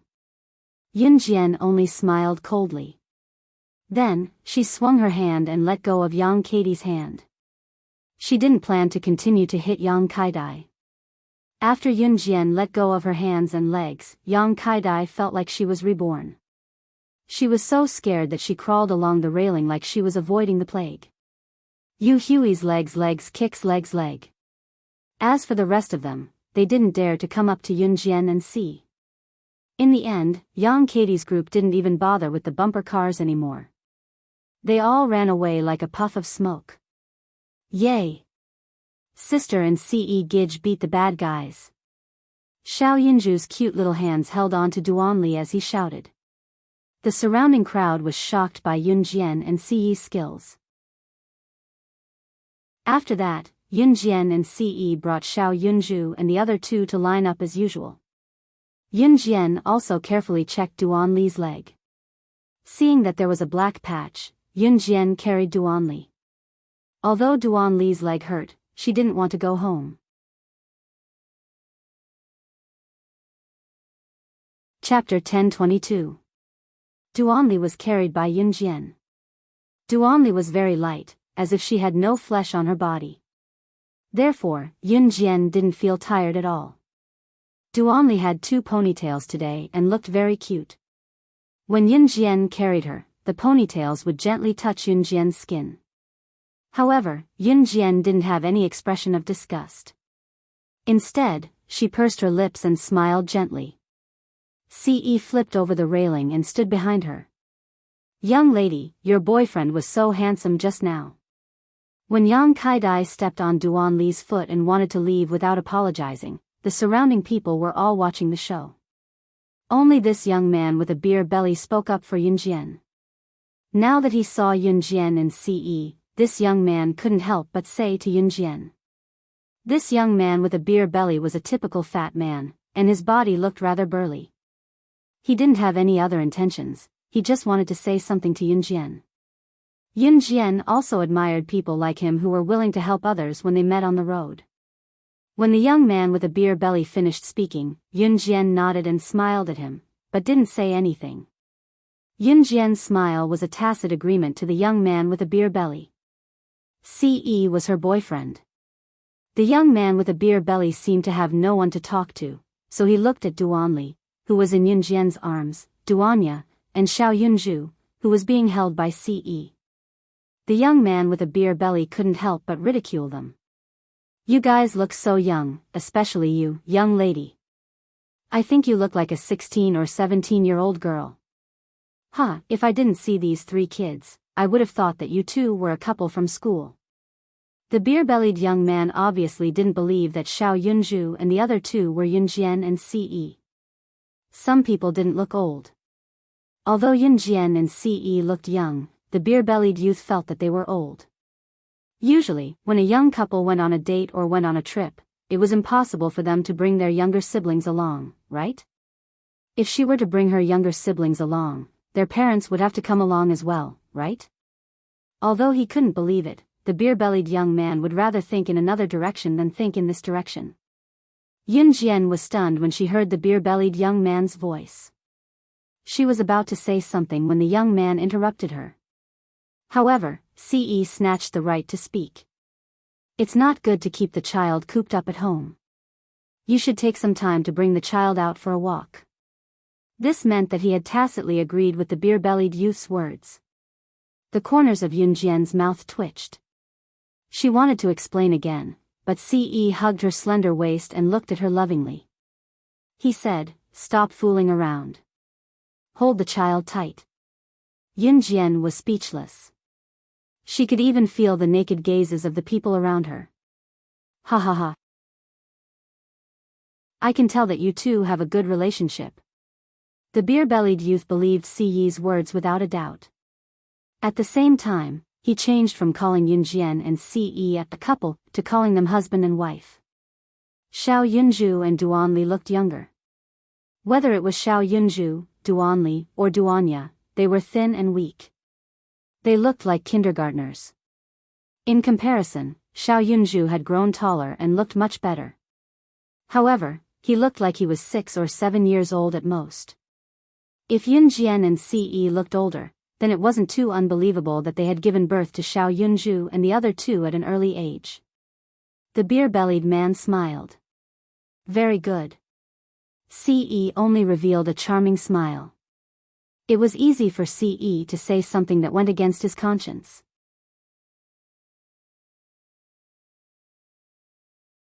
Chapter 10:23. In the end, Ce actually started chatting with the beer-bellied young man. However, from the beginning to the end, Ce was flaunting his relationship with Yunjian. In Ce's own words, he couldn't wait for the whole world to know that Yunjian already belonged to him and only him. He absolutely wouldn't allow anyone to have any designs on Yunjian. The long line actually passed by very quickly. In the blink of an eye, it was Yunjian's turn. Because he still had Duanya with him, Ce didn't plan to play bumper cars like the other kids. A bumper car could only seat 2 people, so Yunjian and Duanya sat in the same car.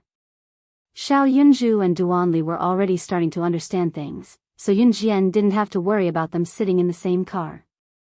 Ce stood by the side and watched as Yunjian, Xiao Yunju, and Duanli sat in the same car. They were having a lot of fun.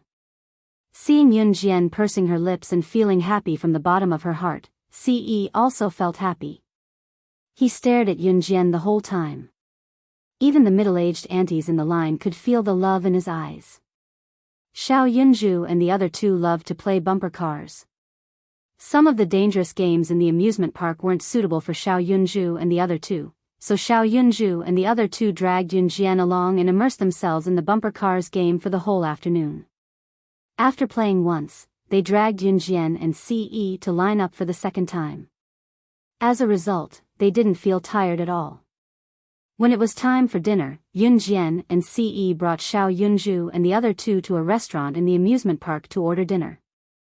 The dishes in the amusement park were generally more expensive than those outside, but even so, Yunjian ordered a lot of dishes.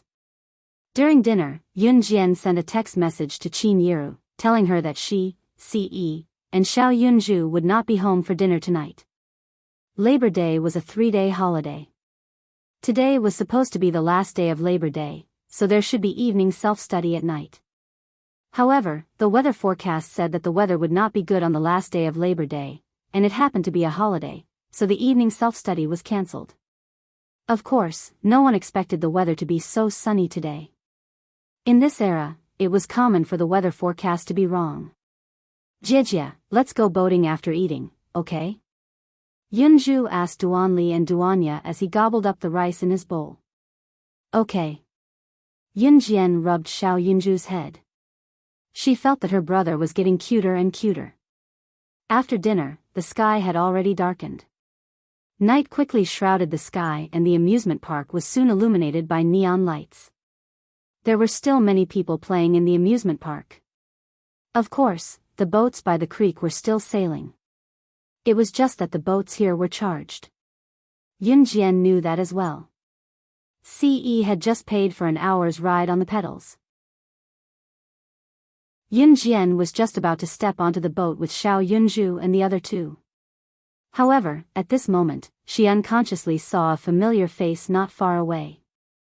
The familiar person was graceful and elegant. She was holding a boy who was about the same age as Xiao Yunju. They were surrounded by a group of people as they walked over. When she saw the graceful and elegant woman, Yunjian's eyes immediately locked. How did she meet Guxian's biological mother, Huayun, here? Just as she was thinking this, Huayun also saw Yunjian. Chapter 10:24. The moment Huayun saw Yunjian, she was stunned. At this moment, Huayun was surrounded by more than 10 bodyguards. She looked like a typical rich person. Huayun was holding the hand of a boy who was about the same age as Xiao Yunju. It was not hard to tell that the boy was the child of Huayun and her current husband, Hu Chaochuan. Huayun's current husband was ugly. Therefore, even though Hua Yun was good-looking, the boy she was holding the hand of took after her current husband, Hu Chaochuan. He had a flat nose, a round face, and even his hair was a little bald. It had to be said that the boy was extremely ugly. However, he was dressed in branded clothes. It was obvious that he was a rich man's son. When Hua Yun saw Yun Jian and Ce with Xiao Yunzhu and the other two, she was stunned. Hua Yun remembered how Yun Jian had insulted her the last time. Last time, Yun Jian had called her a cheap woman. She had said that she and her current husband, Hu Chaochuan, were dogs and meows. Hua Yun had been waiting for the last time. When Qin Yiru and Gu Junjian got married, she wanted to go to the wedding and show off how sweet and beautiful her life was now. Especially now that her identity was different from before. Her husband's uncle was an international business tycoon. Even in the entire world, his status was extraordinary. There was no need to mention it. This was because Hua Yun believed that a person like Yun Jian would never be able to reach that level. Of course, her husband, Hu Chaochuan, was an example. Hu Chaochuan had followed his uncle and had become an international tycoon. For example, her husband was one of the investors of the amusement park today. That was why Hua Yun was here. It could be said that Hua Yun's son was on vacation these few days. Therefore, Hua Yun had been wandering around the amusement park with her son. As she was wandering around, she bumped into Yun Jian. Hua Yun thought that Yun Jian wouldn't come to the amusement park just to mock her, right? Therefore, Hua Yun held her son, Hu Qixiang's hand and walked over with big steps. After all, Hua Yun was from a wealthy family. After marrying Hu Chaochuan, she felt that her husband was very powerful. Therefore, she valued her cultivation even more. Hua Yun walked over and looked down at Yun Jian. She was wearing a pair of high heels, so she looked much taller than Yun Jian. I can't believe you guys are here. Hua Yun spoke as if Yun Jian and the others were not supposed to be here. If you can come, why can't I? Yun Jian was not the kind of person who would run away. She looked straight at Hua Yun. Hua Yun was slightly taller than Yun Jian.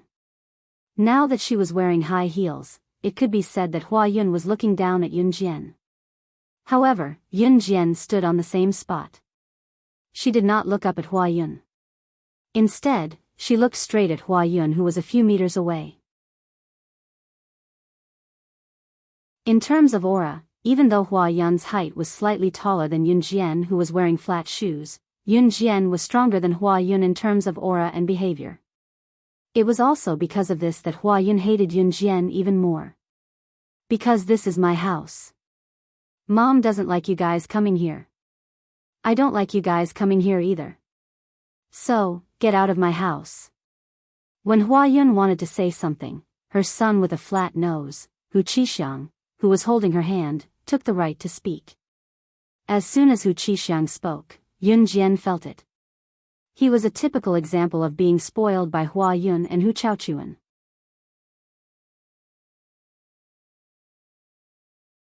Chapter 1025. Hu Qixiang had been instilled with the idea that his father was very powerful since he was young. Before he came to the amusement park, Hu Qixiang already knew that his father was one of the investors here.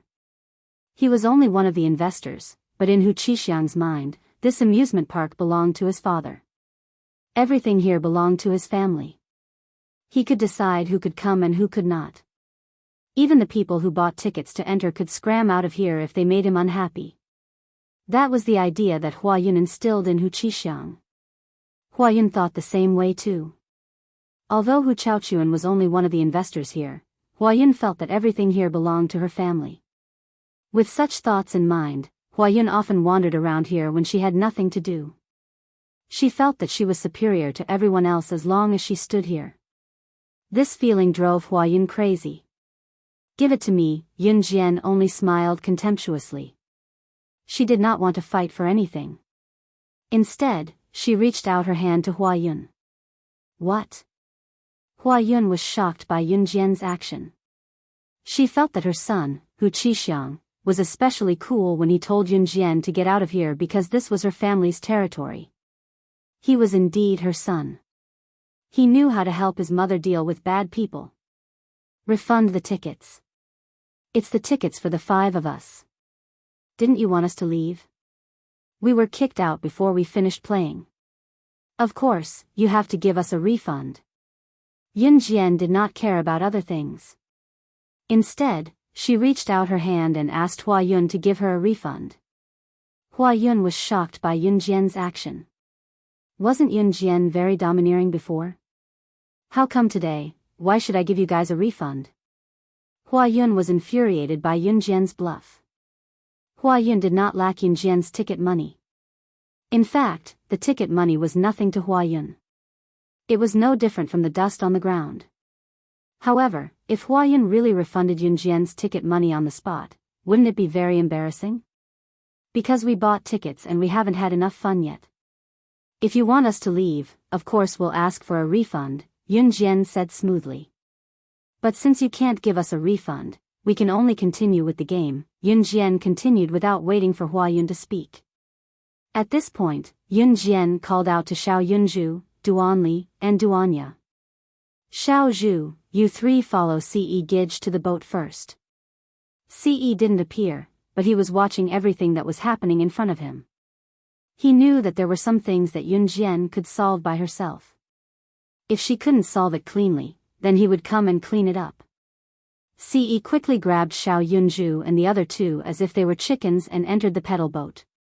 He, Qixiang, let's go. Hua Yun knew that she could not argue with Yun Jian. She gritted her teeth in anger, but after considering her appearance, she dragged Hu Qixiang away. Just you wait. It was going to be Qin Yiru and Gu Yunjian's wedding soon.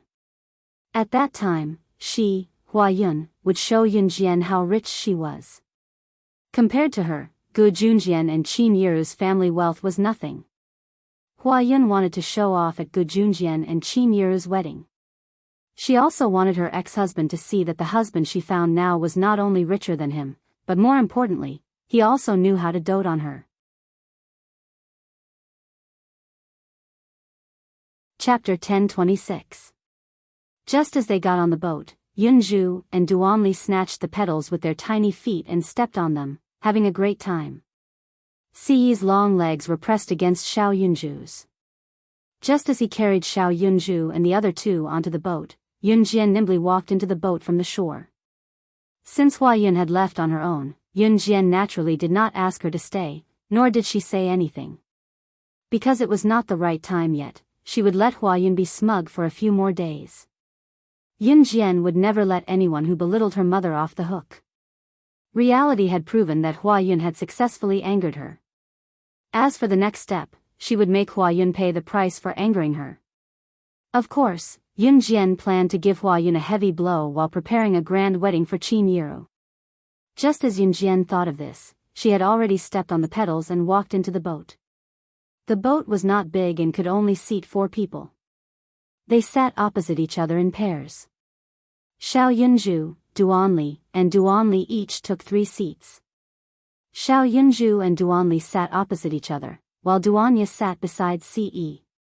When Yun Jian walked in, there were no more seats. Xiaoya, let me carry you. When Yun Jian saw this, she planned to walk towards Duanya. She even reached out her hand as she spoke. When Yun Jian walked in, she happened to pass by Ce. Just as she reached out her hand to carry Duanya to sit on her lap, Ce suddenly reached out and pulled Yun Jian over. When Yun Jian was scooped up by Ce like that, the force of his scooping was strong because she was standing in the corridor. It was as if he brought her over directly. Hence, when Yun Jian was pulled over, she lost her balance and sat on Ce's lap. Yun Jian was suddenly pulled onto Ce's lap. Her butt was suddenly pressed against Ce. At that moment, she could even feel a certain part of Ce's body expanding and pressing against her indescribable part. Yun Jian's face flushed red, especially when Xiao Yunju and the other 2 were still having fun and did not notice what was happening. It felt as if she was having an affair with Ce. Xiao Yunju and the other 2 were having fun stepping on the pedals and did not notice the shocking scene of Yun Jian sitting on Ce's lap. In front of the 3 children, Yun Jian was blushing. She struggled but was held down by Ce. When Yunjian struggled, a certain part of the girl's body was pressed against a certain part of his, rubbing left and right. Ce nearly could not hold himself back. Xiao Jian, don't move. Ce's fair and slender hand was placed on Yunjian's beautiful thighs. Yunjian was wearing a pair of shorts that ended just below her knees today. Due to the hot weather, her pants were thin. Ce's hand was on her thighs and a certain part of his body was pressed against her. Yunjian felt like she had never encountered anything more exciting than today in her entire life. Especially when there were 3 little kids playing around them. When they got off the boat, Yunjian's legs were still trembling. She admitted that she did not struggle when they were on the boat just now, but she dared not exert all her weight on Ce's thighs. Especially when her lower body was pressed against him. It was almost 7 in the evening when they got off the boat. Yunjian planned to bring Xiao Yunju and the other 2 home. Just as they stepped out of the amusement park, Yunjian saw that Ce had sent Emosen to pick them up. Once they were in the car, Yunjian saw Ce calling Snow Eagle. Chapter 10:27. Once Ce was done, Snow Eagle did not know what was going on, but it had always obeyed Ce's orders. Ce hung up right after Shuang agreed. Yunjian, who was in the car, narrowed her eyes, knowing that Ce was taking revenge for her. Destroying the amusement park's investors' shares was the same as destroying the new project that Hua Yun's husband's company had recently launched. It would at least cause Hua Yun's husband to lose a huge sum of money. It was not enough to ruin his reputation, but it would be enough to give him a headache in the near future. Emosen drove steadily. Xiao Yunju, Duanling Tian, and Duanling Tian seemed to be tired from playing in the car. The 3 of them seemed to have infected each other as they dozed off in the car at the same time. Yunjian knew that the 3 of them must be tired from playing today, so she let Ce help her to rest Xiao Yunju's head while she rested her head on Duanli and Duanya's. When they got home, Yunjian moved Xiao Yunju, Duanling Tian, and Duanling Tian back to their respective bedrooms. Yunjian was exhausted after playing for the entire afternoon and night. It was only 8:00 when she got home. Although she had to wake up for school the next day, Yunjian was in no hurry to sleep.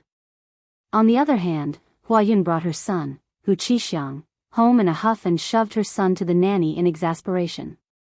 She was so infuriated by Yunjian that she did not even bother to look at her son as she stomped upstairs. Before Huayun entered her husband's study, she heard him talking to someone on his phone. Hu Chaochuan's tone was extreme. What? Someone important is messing with us. Explain it to me. What do you mean the amusement park plan is going to be ruined? I've invested 1 billion yuan in Longmen City's amusement park. How can it be gone just like that? Find out who did it for me. After shouting his last words, Hu Chaochuan threw his phone away. From the ferocious expression on Hu Chaochuan's face, one could tell that he was in a very bad mood. In 1999, 1 billion was equivalent to half of Hu Chaochuan's family fortune. The project that he had just invested in was suddenly hacked. Moreover, this project had cost all of Hu Chaochuan's efforts. Hu Chaochuan's expression at this moment was simply uglier than if he had eaten dog shit. It was true that Huayun was a graceful and elegant woman. However, Huayun was not smart. Even though she could see that Hu Chaochuan's face was terrifyingly dark, she still wanted to approach him. Hubby, what's wrong? Why were you so angry just now? Huayun gently brought a fruit platter from downstairs and leaned over. Just as she walked over and placed the fruit platter in front of Hu Chaochuan pushed it away. The fruits in the fruit platter rolled to the ground and slid far away. Scram! Did I tell you to come up? On the surface, Hu Chaochuan appeared to be very gentle to Huayun. However, if he really encountered something difficult, he would simply treat Huayun as a punching bag. Huayun felt that the only thing she could brag about in this life was marrying a rich husband like Hu Chaochuan. Huayun wanted to pretend to be a very virtuous wife in front of Hu Chaochuan, so she went to Hu Chaochuan even after she was scolded. Chaochuan, what's wrong with you? Is there something wrong with your business? It's all right, I'm here with you. Before Hua Yun could finish her sentence, Hu Chaochuan pushed her away. Hu Chaochuan, who had called Hua Yun baby in front of Yun Jian before, did not even treat Hua Yun as a human when he was frustrated. Chapter 10:28. As Hu Chaochuan spoke, he glared at Hua Yun. His behavior was a stark contrast to Hu Chaochuan, who called Hua Yun baby in front of outsiders. Even so, Hua Yun was not mad at all. Because Hu Chaochuan was her ATM. If she left Hu Chaochuan now, she was nothing. F***ck. Hu Chaochuan growled and slammed all the books on the desk onto the floor. With this slap, a few books hit Hua Yun's body. One of the books even hit Hua Yun's forehead hard, causing a big bump to form on the spot. Hua Yun clenched her teeth in pain, but she dared not utter a word in the end. The only thing she had left was Hu Chaochuan, because Hu Chaochuan's money was the only thing she could show off in front of outsiders. Therefore, Hua Yun could only endure Hu Chaochuan's violence at home and be an envied rich lady outside. This was Hua Yun's current living situation. The next day, Yun Jian went to school as usual. Once the 3-day holiday of Labor Day was over, Yun Jian's life returned to normal. The 3-day holiday of Labor Day could be considered Yun Jian's last long break in junior high school. Once May was over, the senior high school entrance examination would begin in late June. What awaited everyone in the end was the yearning high school life. As for what kind of school they could get into and which school they would go to, it all depended on the senior high school entrance examination in late June. Jian. Sob, I'm getting moldy at home. I can finally go back to school and stay with you every day. I'm so excited. Just as Yun Jian returned to school, Chen Sini pounced on her. Yun Jian did not avoid her but allowed Chen Sini to hug her. Chen Sini was finally back to school after recuperating at home for so long. To be honest, Chen Sini was the person whom Yun Jian and her friends were looking forward to the most in school. Initially, she thought that she would not be able to meet any other friends other than Lu Fian after leaving Xinjiang town, but she did not expect to meet Chen Sini. There was also Zhang Xiaofeng and the rest. Let go, it's time for class. Although she was a little emotional, Yun Jian pressed her lips together and told Chen Sini nonchalantly. Hee, I see. I know you're excited too, Jian. Chen Sini hugged Yun Jian's hand coquettishly. It was only when the morning bell rang that Chen Sini let go of Yun Jian's hand. There was a night self-study session on Tuesday. It was 8:00 in the evening. In addition, Yun Jian and the girls were about to take their high school entrance exams, so the evening self-study session was usually dragged to class by the respective subject teachers. In the end, it would even drag on for more than 10 minutes. By the time school was over, most of the day and boarding students from the other grades had already left. Zhang Xiaofeng still had to go to the field for some exercise after the evening self-study session, so Yun Jian and Chen Sini walked out of the school gate first. The night breeze was rather chilly. Chen Sini stayed by Yun Jian's side, holding Yun Jian's hand as they turned a corner to go home. Just as they turned the corner, Yun Jian felt that something was off. Bros, it's this chick's boyfriend who kicked me hard at the amusement park yesterday. Yun Jian recognized the leader of a group of people who were walking toward them at first glance. The leader was Yang Katie's boyfriend, Yu Hui, who refused to apologize for stepping on Duanli yesterday. Currently, Yu Hui was leading a group of more than 20 teenagers with Yang Kaidai in his arms. There were also some teenagers who came to watch the show, surrounding Yun Jian and Chen Sini. From the looks of it, it was obvious that Yu Hui and his men were here to cause trouble.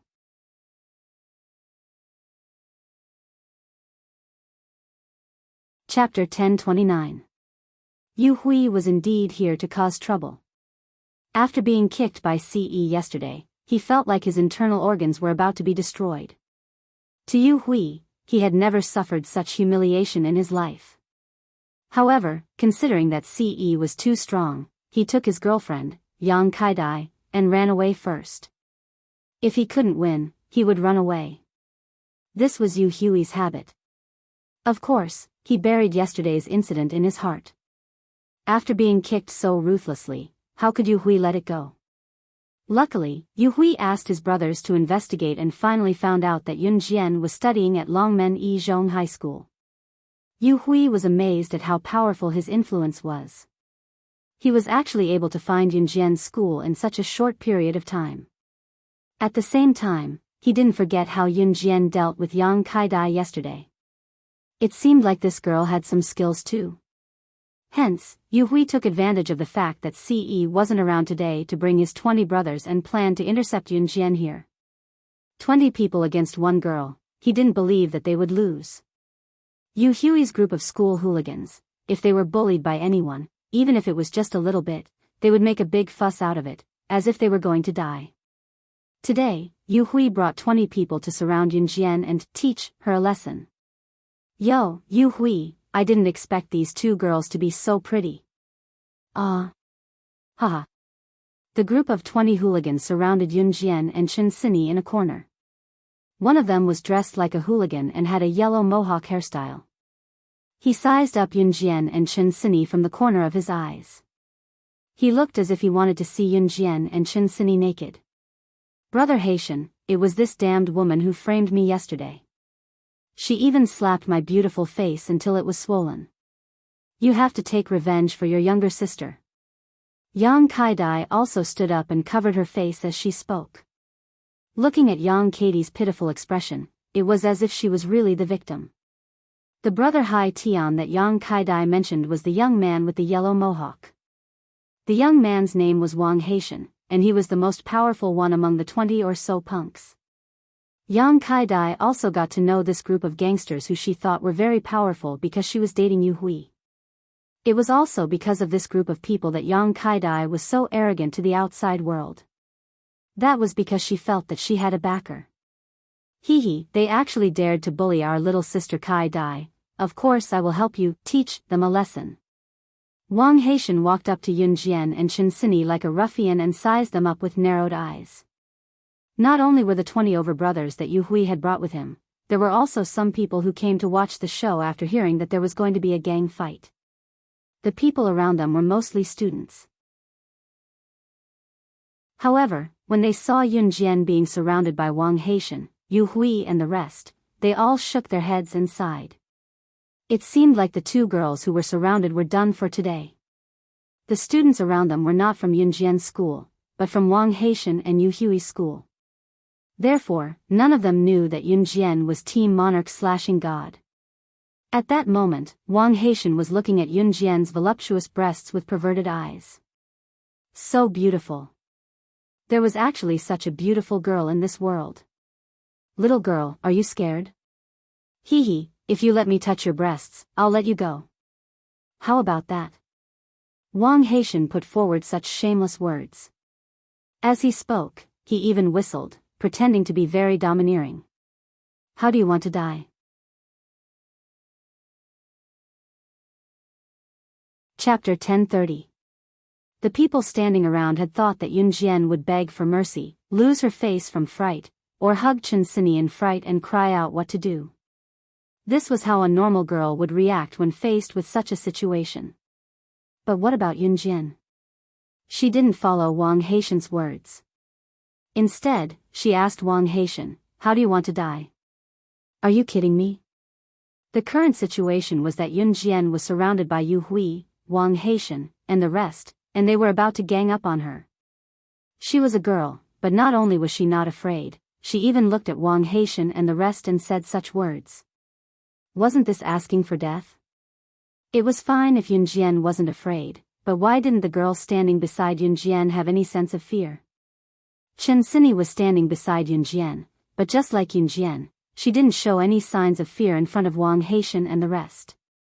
Ha, little girl, don't try to be brave. You won't die if I touch you. I'll touch you gently, and I'll let you go after that. How about that? Wang Haitian was mesmerized by Yun Jian's beauty, and he didn't even have the intention to avenge Yu Hui and Yang Kai-dai. At this moment, his entire heart was on Yun Jian. Such a beauty made him want to conquer her from the bottom of his heart. Wang Haitian, I was the one who found this beauty. Why are you the only one who can touch her? Yu Hui saw that Wang Haitian wanted to monopolize Yunjian, and he panicked. He didn't even care about his own girlfriend, and opened his mouth to say these words. Yu Hui's words made Yang Katie's eyes widen. Yu Hui, you actually had this kind of idea. You even said that you're going to avenge me tonight. You, don't, my baby. I'm torturing her because I want to avenge you. Yu Hui realized that he had said something wrong and he immediately changed his words. Although Yu Hui's explanation was rather far-fetched, Yang Kai-dai turned around unhappily and pouted her lips. After making an angry face, she didn't say anything else. It was only then that Yu Hui turned his attention back to Yunjian. Just as Yu Hui turned his head around, he suddenly heard the surrounding students exclaim in surprise.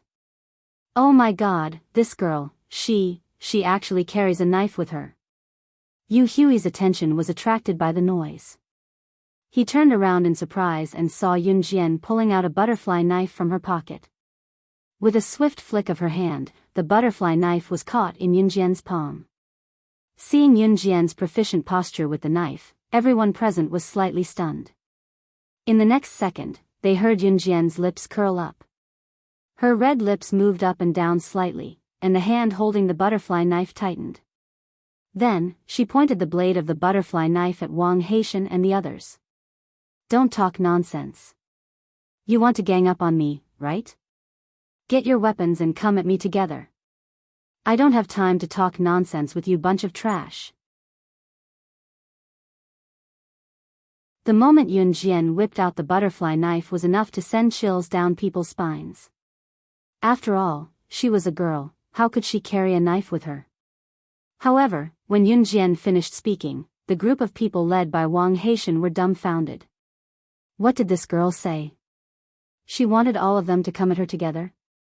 She even said that they were trash. Could it be that she wanted to fight with them all by herself? Was this a joke? Just her alone?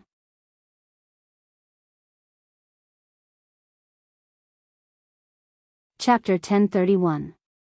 Yunjian strode forward. She lifted one of her legs and kicked Wang Haitian's abdomen, who was looking at her wretchedly. Wang Haitian's eyes were fixed on Yunjian, and Yunjian's movements were swift and violent. In the next moment, Yunjian's leg had already kicked Wang Haitian's abdomen. Yunjian had no intention of going easy on this kick. At the same time, Yunjian waved the butterfly knife at Wang Haitian's chest twice. In the next moment, Wang Haitian was sent flying by Yunjian's kick. The moment Wang Haitian was sent flying, everyone turned their attention to him. They saw Wang Haitian fly a few meters away after being kicked in the abdomen by Yunjian. After Wang Haitian fell to the ground with a plop, everyone realized that Wang Haitian's clothes had been torn by Yunjian. Yunjian seemed to have put away the knife on purpose. The tip of the knife didn't hurt Wang Haitian's skin, but everyone saw Wang Haitian fall to the ground. The front of his clothes had been cut by the blade. Wang Haitian's clothes had been cut by the knife, forming a big X. Wang Haitian's clothes were cut into an X shape by the knife. This scene caused everyone present to panic and be stunned. But at the same time, when everyone thought of this, they didn't forget one thing. This X had been cut by Yunjian with the knife in her hand. This could also be seen from the side. Yunjian's knife skills were amazing. Just as everyone was thinking this, Yunjian had already taken a big step forward. Her jade-like legs on the ground suddenly jumped, and she jumped into the air. Then, she lifted her legs and kicked the chests of the two brothers standing behind Wang Haitian. Wang Haitian had just been sent flying. Everyone was dumbfounded. How could they care about anything else? However, at this moment, Yunjian lifted her leg and kicked the two brothers behind Wang Haitian. At the same time, she waved the butterfly knife, her hands and feet moving in a continuous stream. Following that, Yunjian wandered among the 20-odd people Wang Haitian had brought with him. Wherever she went, a bunch of them collapsed.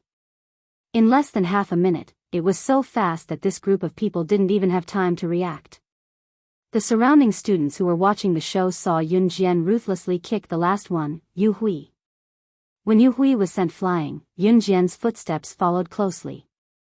She waited for Yu Hui to fall to the ground before she ruthlessly kicked Yu Hui's abdomen. Then, the butterfly knife in Yun Jian's hand landed on Yu Hui's neck.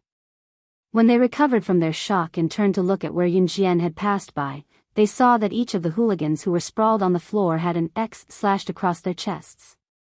This X was so neat that it was as if it was perfectly carved out by a knife. All of this, without a doubt, hinted at how precise Yun Jian's knife skills were. She was so precise that she didn't seem like a middle school girl at all. In just half a minute, she kicked more than 20 people to the ground at the same time and drew a big X on the front of each of their clothes. This wasn't something an ordinary junior high school girl could do. At this moment, Yun Jian was stepping on Yu Hui's abdomen. The pressure was so great that Yu Hui couldn't breathe. She tilted her head slightly and raised her beautiful eyebrows. Then, she moved the knife closer to Yu Hui's neck and sneered, "Are you trying to deliver yourself to me so that I can kill you?" Her words were cold and her eyes carried a luster that no one dared to underestimate. At this moment, Wang Haitian, Yu Hui and the rest who were on the ground felt fear from the bottom of their hearts. Before they could even make a move, they were already subdued by Yun Jian. What kind of speed was this?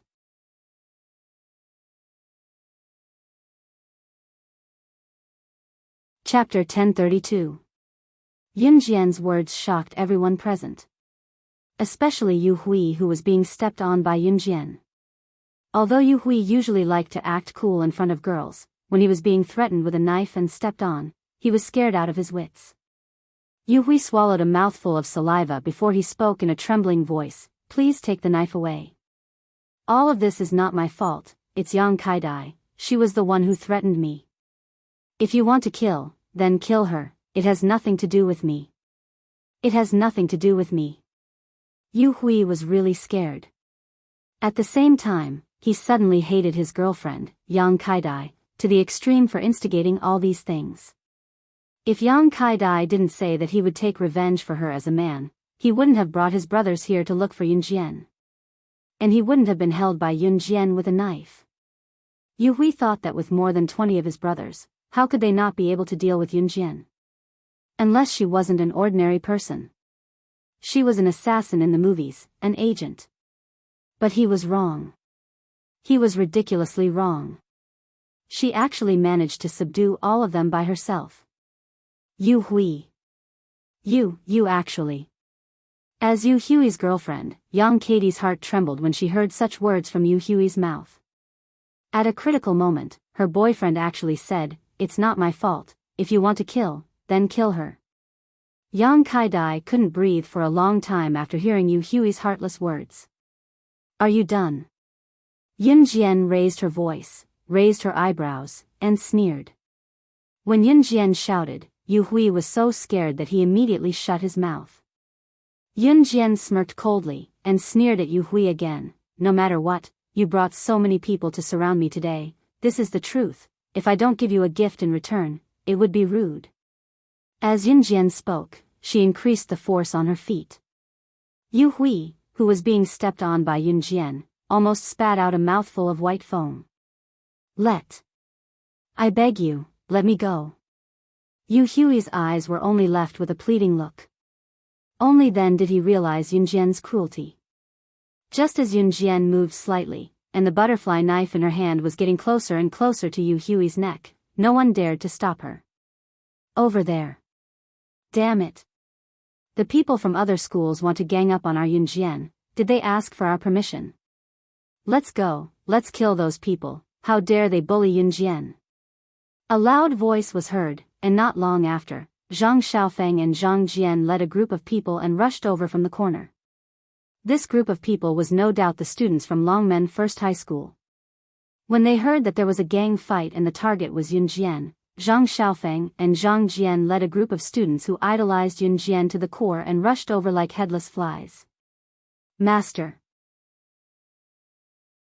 When Zhang Xiaofeng and the rest saw Yun Jian stepping on Yu Hui, and Wang Haitian and the rest who were kicked to the ground by Yun Jian getting up from the ground, he led a group of people and rushed towards Wang Haitian and the rest like a swarm of bees. Some of the boys from Longmen First High School who came to help Yunjian had even picked up their backpacks and were ready to go home. When they heard that Team Monarch Slashing God was surrounded by a group of people, they threw their backpacks down and rushed over. How dare they touch their idol, they must have a death wish. Wang Haitian and the rest were dumbfounded. Were their eyes playing tricks on them? Yunjian's popularity in Longmen First High School was so high. Why? Just as Wang Haitian thought of this, one of them lifted Wang Haitian's head and punched him in the head. How dare you gang up on Team Monarch Slashing God, go to hell. The person said as he punched Wang Haitian. While being punched, Wang Haitian and the rest clearly heard a few words. Team Monarchs. Slashing God. Yunjian.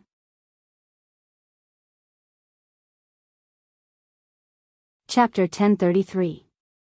When Wang Haitian and the rest heard that Yunjian was Team Monarch Slashing God, their eyeballs nearly fell out of their sockets. Team Monarch Slashing God.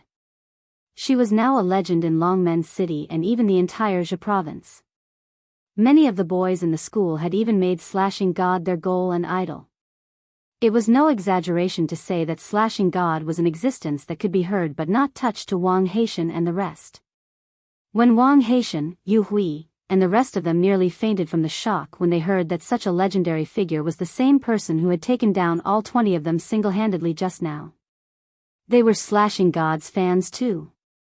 The group that Zhang Xiaofeng and Zhang Jian had brought along were ready to go home after school, but once they heard that something had happened to Yunjian, all of them dropped their bags and ran over. They were even more aggressive now as they rushed up and subdued Wang Haitian, Yu Hui, Yang Kaidai, and the rest of the group. Yunjian's foot that was stepping on Yu Hui loosened as well. She narrowed her eyes and did not need to do anything in the end. Zhang Xiaofeng was Yunjian's junior brother, and this was a well-known fact in Longmen Junior High. Therefore, with Zhang Xiaofeng commanding, none of the boys who came to help Yunjian were disgruntled. They rushed up one by one and pressed Wang Haitian, Yu Hui, and the rest to the ground with their advantage in numbers. Humph, master, they wanted to gang up on you. Today, I, your son-in-law, will kill these idiots for you. As Zhang Xiaofeng spoke, he gestured at Longmen Junior High's classmates who came to help Yunjian. Don't go soft. Give them a good beating. How dare they bully my master? They can forget about going back in peace. As Zhang Xiaofeng spoke, the boys from Longmen Junior High responded loudly. Wang Haitian, Yu Hui, and the rest who were initially aggressive were now the ones begging for mercy. Yunjian raised a brow. Was she so popular in school now? The sight of Zhang Xiaofeng leading his classmates to help her made Yunjian feel like she was being protected. The feeling made Yunjian smile from the bottom of her heart. Wang Haitian, Yu Hui, Yang Kaidai, and the rest who had offended Yunjian, the slashing god of Team Monarch, scrambled away when they had the chance. How would they dare seek revenge? Yunjian was the slashing god of Team Monarch. Watching them run away, the boys from Longmen Junior High School who came to help Yunjian beat up Wang Haitian cheered and ran to Yunjian to worship her. It was as if they were meeting their idols, and the extravagance was indescribable. Where is it? These little bastards actually dare to fight in front of me. At this time, a teacher on duty heard about the group fight here and ran over with a student who complained in an aggressive manner. When Teacher Zhou, who was on duty, saw the crowd surrounding Yunjian and could not contain their excitement, he rushed up with a stick and hit the male students of Longmen Junior High School who admired Yunjian one by one, gritting his teeth in resentment. You little brats. How dare you gang up on a female classmate? Huh? As he said that, the teacher on duty angrily knocked on each of the boys' heads. The boys present felt extremely wronged. Teacher Zhou, who was almost 50 years old and had a strong sense of justice, was so angry that he could barely breathe.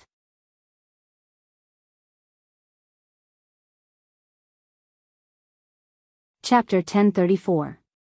Teacher Zhou on duty was a very righteous little old man. He was not even 50 years old, but his hair was already white. In order to cover up his white hair, he even dyed his hair stylishly black. At this moment, he was holding a small wooden stick in his hand. This wooden stick was originally broken off from the tree. When he came here, he heard that a group of male students were fighting here. He was simply furious, so he broke off a branch from the tree and ran over here aggressively. Today was his shift, and they actually dared to fight in front of the school gate. This group of little bastards. None of them knew how powerful he was as a male tiger. That's right, this teacher on duty was the teaching director of Longmen First High School. His surname was Zhang, and Director Zhang was usually very fierce. He was a very fierce little old man.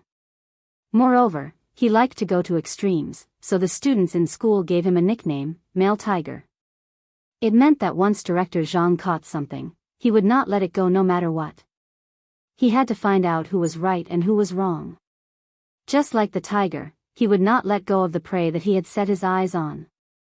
Therefore, the nickname, Male Tiger, was formed just like that. Director Zhang also knew that his classmates had given him this nickname. Not only was he not angry, as long as his classmates did not make any mistakes, he would even joke about the nickname that his classmates gave him. It could be said that Director Zhang was a teacher who was strict and could take jokes. He was a teacher who could play and joke with his classmates. Although Director Zhang was quite scary when he was fierce, his classmates still liked him very much. There was one thing that was very admirable about Director Zhang, and that was that he felt that he should protect the vulnerable. In school, girls were also considered one of the vulnerable groups by Director Zhang. After all, it was a fact that girls' physical strength was not as good as boys. Hence, when he saw a large group of boys surrounding Yun Jian, Director Zhang concluded without thinking that this was the rhythm of a large group of boys wanting to bully a weak girl. Hence, Director Zhang was so angry that he casually broke a branch and rushed over to hit the boys one by one. The result?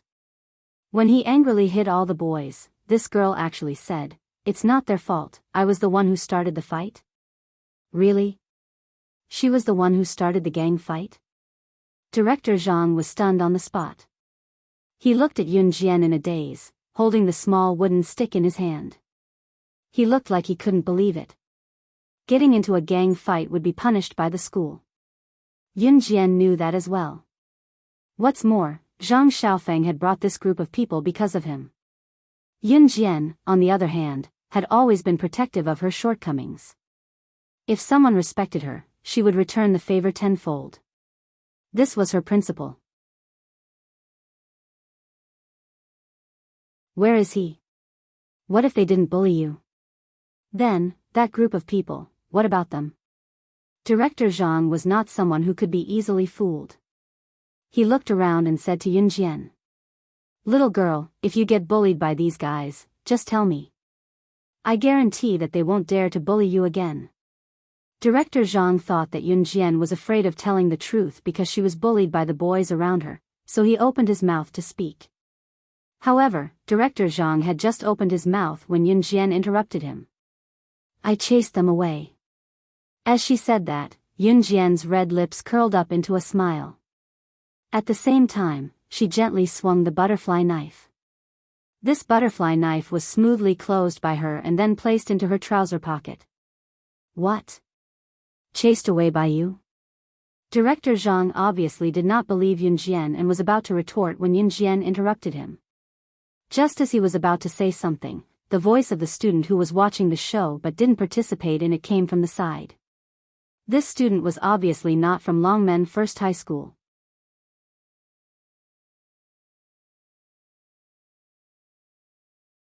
Chapter 1035. The words of the student who spoke reached Director Zhang's ears without any hindrance. Director Zhang's expression changed from disbelief to shock and horror. What did this student just say?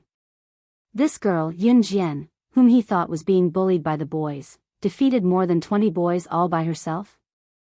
How could such a miraculous thing happen to a female student? Director Zhang was completely stunned. However, at that moment, after the student who was watching the show spoke, another student followed suit. How could that group of people be her match? Didn't they say she's Team Monarch Slashing God? She's the Slashing God. Even if there were a few hundred of them, they still wouldn't be a match for her, let alone those 20 or so people from before. She's from the military. It was already shocking enough for Director Zhang, but after the student who followed suit, Director Zhang was even more terrified. What? The team monarch/god, who was the talk of the town recently, was actually the girl whom he thought was being bullied? Director Zhang was a genuine old urchin. He had heard of Team Monarch/God before, but he did not know that she was in their school. Although the incident was spreading like wildfire in Longmen First High School, Director Zhang was unaware of it. Yun Jian curled her lips slightly. She was not afraid of being punished at all. She merely raised a brow and looked at Director Zhang. So, this incident has nothing to do with them. Yun Jian seized the opportunity to speak again.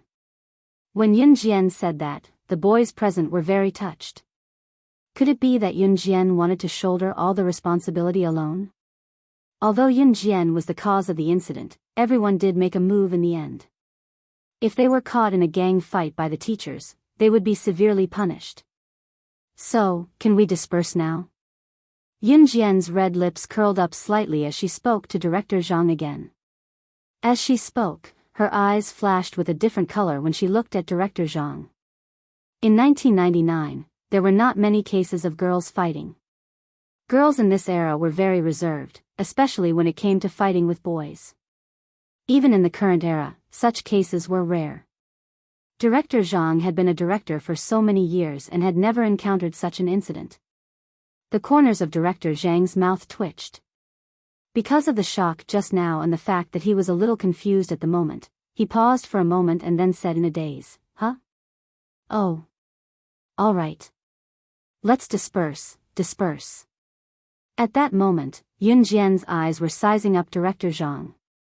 No one noticed that Yun Jian was looking at Director Zhang and even hypnotizing him. At that moment, hypnotism was the most effective. Looking at the dazed Director Zhang, everyone present was a little stunned. What? Based on Director Zhang's personality as the male tiger, shouldn't he fly into a rage and ask Yun Jian which class she was from? Shouldn't he be giving her marks at the registration counter? When Yun Jian heard that, she smirked and turned sideways. Just as she was about to wave Chen Sini, Zhang Xiaofeng, and Zhang Jian to leave with her, Director Zhang interrupted her. That classmate. Director Zhang spoke again. The students who were dumbfounded earlier had goosebumps all over again. What? Was Director Zhang going to settle scores with Yun Jian again? Classmate, be careful on your way home, okay? Unexpectedly, Director Zhang did not mention any punishment at all. The people standing around were all dumbfounded. Director Zhang had always been an impartial person. Why did he not punish Yun Jian today? He just let Yun Jian go.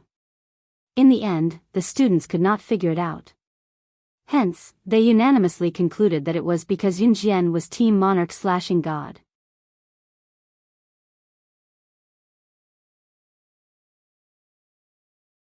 Chapter 1036. At this moment, Yun Jian had already left with Zhang Xiaofeng and the others. Everyone was left standing in their original positions. Yun Jian had just left with Zhang Xiaofeng, Chen Sini, and Zhang Jian. They were walking on the side of a busy road. Zhang Xiaofeng couldn't wait to ask Yun Jian excitedly, "Master, did you just use hypnotism?" Zhang Xiaofeng actually saw through it. Yun Jian narrowed her eyes, but she wasn't surprised. Back then, Yun Jian had used hypnotism in front of Zhang Xiaofeng, Chen Sini, and Ling Yichen. Later on, Lu Haoze even discovered it. At that time, Zhang Xiaofeng and Chen Sini didn't ask her what was going on, but Yun Jian could feel that Zhang Xiaofeng and Chen Sini were actually very interested in this matter. Yun Jian didn't intend to hide it from Zhang Xiaofeng. She tilted her head slightly and glanced at Zhang Xiaofeng, then nodded. She had indeed used hypnosis on Director Zhang just now to make him muddle-headed and forget that he had been in a group fight with others. After all, what happened just now wasn't her fault. It was Wang Haitian and Yu Hui who brought people to find her. Yun Jian didn't want the school to make it seem like a big deal because of what happened just now. She didn't want to be criticized and punished in front of the entire school. She wasn't afraid of being punished, but she simply didn't want trouble. Huh? Grandmaster, you actually know the legendary hypnotism. Although Zhang Jian was chubby and strong, he reacted quickly. When he spoke, the corner of his mouth twitched slightly. Zhang Jian didn't know that Yun Jian knew hypnotism. You brat, my master knows a lot of things. You're making a big fuss. Embarrassing. Zhang Xiaofeng rebuked Zhang Jian, then chuckled. Zhang Xiaofeng didn't beg Yun Jian to teach him hypnotism because he knew that Yun Jian would teach him everything she could. Of course, she knew what she couldn't teach or couldn't teach. It was because of Zhang Xiaofeng's personality that Yun Jian made an exception to accept him as her disciple.